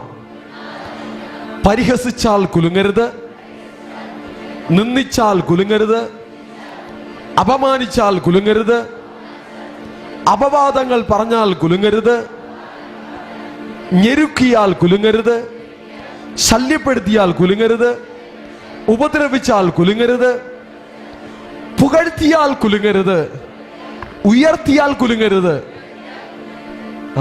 ഒന്നിലും കുലുങ്ങരുത്. മനസ്സിലായോ? ചില ആളുകൾ അങ്ങ് ഉയർത്തി വെക്കും, കയറി അങ്ങ് പോകരുത് കൂടെ. ചില ആളുകൾ ചവിട്ടി താഴ്ക്കും, അവിടെ കൂടെ താണും പോകരുത്. നിൽക്കേണ്ട സ്ഥലത്ത് നിൽക്കണം. ഹല്ലേലൂയ. മനുഷ്യന്റെ വാക്കുകൾ ഹൃദയത്തെ ബാധിക്കരുത്. നമുക്കൊരു ലക്ഷ്യമുണ്ട്. ഞാൻ എൻ്റെ കർത്താവിനെ എല്ലാ കാലത്തും വാഴ്ത്തും, അവൻ്റെ സ്തുതി എപ്പോഴും എൻ്റെ നാവിന്മേൽ ഇരിക്കും. ആരെന്ത് പറഞ്ഞാലും ഞാൻ എൻ്റെ കർത്താവിനെ സ്തുതിക്കും, ആരെന്ത് പറഞ്ഞാലും ഞാൻ എൻ്റെ കർത്താവിനെ ആരാധിക്കും. ഹല്ലേലൂയ. വചനം ഉള്ളിൽ ഇറങ്ങുന്നുണ്ടോ? കർത്താവ് ഒരു ഉപമ പറഞ്ഞു. വിത്ത് വിതയ്ക്കുന്നവൻ വിത്ത് വിതയ്ക്കാൻ പുറപ്പെട്ടു. ചിലത് വഴിയരികിൽ വീണു, ചിലത് പാറപ്പുറത്ത് വീണു, ചിലത് മുള്ളിനിടയിൽ വീണു, ചിലത് നല്ല നിലത്ത് വീണു. എവിടെയാ വീഴുന്നേ? ആണോ? നല്ല നിലങ്ങൾ മാത്രം ഒന്ന് കൈയുയർത്തിക്കേ. ശരി, ഇത്രയും നല്ല നിലങ്ങൾ ഉണ്ടെങ്കിൽ വലിയ ഗ്ലോറി, വലിയ മഹത്വം ഈ തലമുറയിൽ നമ്മുടെ നാട്ടിൽ പ്രതീക്ഷിക്കാം. വചനം ഏറ്റെടുത്താൽ നമ്മുടെ നാട്, നമ്മുടെ വീട്, നമ്മുടെ കുടുംബം സാധാരണ പോലെ ഇരിക്കില്ല. അത് മഹത്വം നിറഞ്ഞതായിരിക്കും. അവിടെ മഹത്വം വെളിപ്പെടും. വചനം ഏറ്റെടുത്താൽ ജീവിതം മാറും. വചനം ഉള്ളിലിറങ്ങിയാൽ, വചനം അനുസരിച്ച് ജീവിച്ചാൽ ജീവിതം മാറും. നോർമൽ മനുഷ്യനായിരിക്കില്ല, സൂപ്പർ നാച്ചുറൽ ആയിട്ടുള്ള ഇടപെടലുകൾ ജീവിതത്തിൽ ഉണ്ടാകും. ദൈവത്തിന്റെ ദൂതന്മാർ ഇറങ്ങി വരുന്ന അനുഭവങ്ങൾ ജീവിതത്തിൽ ഉണ്ടാകും. എപ്പോ? വചനം ഏറ്റെടുത്താൽ. വചനം ഏറ്റെടുത്താൽ ദൂതന്മാർ ഇറങ്ങും, സൂപ്പർ നാച്ചുറൽ എക്സ്പീരിയൻസസ് ഉണ്ടാകും.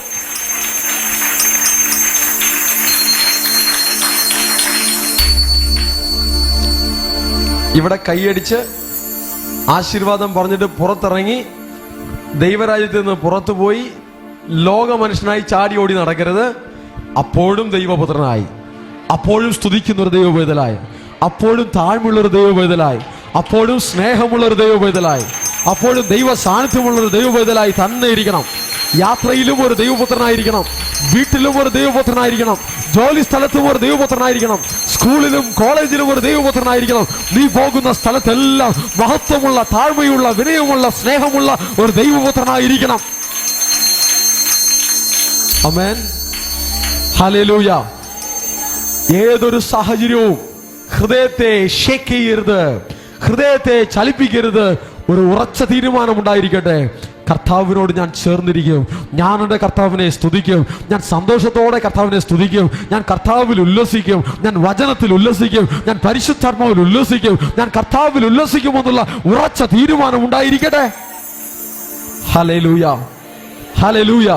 കർത്താവ് ഈ വചനങ്ങളെല്ലാം നമുക്ക് തരുന്നത് നാം ആ ഏദന്റെ അനുഭവത്തിൽ, കനാന്റെ അനുഭവത്തിൽ, ദൈവരാജ്യത്തിന്റെ അനുഭവത്തിൽ വളർന്നു വരുവാൻ വേണ്ടിയിട്ടാണ്. ദൈവത്തിന്റെ സാന്നിധ്യം നമ്മിൽ തങ്ങുവാൻ വേണ്ടിയിട്ടാണ്. ദൈവത്തിന്റെ പരിശുദ്ധാത്മാവ് നമ്മിൽ വസിക്കുവാൻ വേണ്ടിയിട്ടാണ്. ദൈവത്തിന്റെ മഹത്വം നമ്മുടെ ജീവിതത്തിൽ നിന്ന് വെളിപ്പെടുവാൻ വേണ്ടിയിട്ടാണ് ഈ വചനങ്ങളെല്ലാം കർത്താവ് നമുക്ക് തരുന്നത്. നല്ല നിലത്ത് വീഴട്ടെ, വചനത്തെ ഏറ്റെടുത്ത് അതിൽ ജീവിക്കാം. ശത്രു നിന്നെ തൊടുകയില്ല, ദുഷ്ടന് നിന്നെ തൊടാൻ പറ്റില്ല. വേലി അടയ്ക്കപ്പെട്ടൊരു തോട്ടം പോലെ നീ കാണപ്പെടും. പിശാചിന് ഇടം കൊടുക്കാതിരിക്കുവാൻ വേണ്ടിയിട്ടാണ് ഈ വചനം കൊണ്ട് ദൈവം നിന്നെ വേലി കെട്ടുന്നത്. ആ വചനത്തെ നീ ഏറ്റെടുത്ത നിനക്കൊരു വേലിയുണ്ട്. സാത്താന് ക്രോസ് ചെയ്യുവാൻ പറ്റാത്ത, ശത്രുവിന് ലംഘിച്ച് കടന്നു വരുവാൻ പറ്റാത്ത ഒരു വേലി, ഒരു അതിർത്തി ദൈവം നിനക്ക് തരുകയാണ്. വചനം ഏറ്റെടുക്കുന്ന ദൈവമക്കൾക്ക് ഒരു വേലിയെ കർത്താവ് തരുകയാണ്, ഒരു ഫെൻസിങ് കർത്താവ് തരുകയാണ്. Thank you Jesus, thank you Jesus. വിമർശനങ്ങൾ, കുറ്റം പറച്ചിലുകൾ, അപവാദങ്ങൾ, നിന്ദകൾ, പരിഹാസങ്ങൾ ദൈവ പൈതലേ നിന്റെ മനസ്സിനെ ബാധിക്കരുത്, നിന്റെ മനസ്സിനെ മുറിവേൽപ്പിക്കരുത്, നിന്റെ മനസ്സിനെ ഡൗൺ ആക്കരുത്. അത് നിന്നെ ഷേക്ക് ചെയ്യരുത്, അത് നിന്നെ ചലിപ്പിക്കരുത്. നീ സ്ട്രോങ് ആയിരിക്കണം. നിന്റെ സന്തോഷം യേശുവിലാണ്, നിന്റെ സന്തോഷം വചനത്തിലാണ്, നിന്റെ സന്തോഷം സ്തുതിയിലാണ്, നിന്റെ സന്തോഷം അവൻ ദൈവ കൃപയിലാണ്, ദൈവ സാന്നിധ്യത്തിലാണ്. അങ്ങനെ കയറി വരുവൻ, അങ്ങനെ കയറി വരുവൻ, അങ്ങനെ കയറി വരുവൻ. Hallelujah. Thank you Jesus, thank you Lord Jesus. Okay, എനിക്ക് തോന്നുന്നു നിങ്ങൾക്ക് കിട്ടേണ്ടതെല്ലാം കിട്ടിക്കഴിഞ്ഞു. അനേക വചനങ്ങൾ അതുമായി ബന്ധപ്പെട്ടുണ്ട്, ഞാൻ അതിലേക്ക് പോകുന്നില്ല. ഇത്രയേ ഉള്ളൂ, ചുരുക്കം ഇത്രയേ ഉള്ളൂ. ചിലർ നമ്മളെ കുറിച്ച് നല്ലത് പറയും. നല്ലത് പറയുമ്പോഴും മനസ്സ് കൂടുതൽ സന്തോഷിച്ച് അമിതമായി ആഹ്ലാദിച്ച് അവരോട് ചായണ്ട. ചിലർ നമ്മളെക്കുറിച്ച് വളരെ നിന്ദിക്കും, ദുഷിക്കും, പരിഹാസിക്കും, അപമാനിക്കും. പക്ഷേ അവരെ വെറുക്കുകയും വേണ്ട. ഓക്കെ, അമിതമായി അതിൽ ആഹ്ലാദിക്കുകയും ചെയ്യരുത്, ഓവറായി മുറിവേൽക്കപ്പെടുകയും ബാധിക്കപ്പെടുകയും ചെയ്യരുത്. ദൈവമക്കൾക്ക് സന്തോഷങ്ങളും ദുഃഖങ്ങളും, ഓക്കെ, നല്ല വാക്കുകളും മോശം വാക്കുകളും ഹൃദയത്തെ ബാധിക്കരുത്. കർത്താവിൽ സന്തോഷിക്കുന്ന സന്തോഷം ദൈവമക്കളുടെ ലക്ഷ്യം, അതിൽ തന്നെ നിൽക്കണം. പരിഹാസങ്ങൾ, നിന്ദകൾ, മനുഷ്യന്റെ വാക്കുകൾ, വിമർശനങ്ങൾ അത് നമ്മളെ ആത്മീകമായി തകർക്കരുത്, ഡൗൺ ആക്കരുത്, മെന്റലി അഫക്റ്റഡ് ആകരുത്. സന്തോഷത്തോടുകൂടെ കർത്താവിനെ സേവിപ്പാൻ നമുക്ക് കഴിയട്ടെ. ഹല്ലേലൂയ.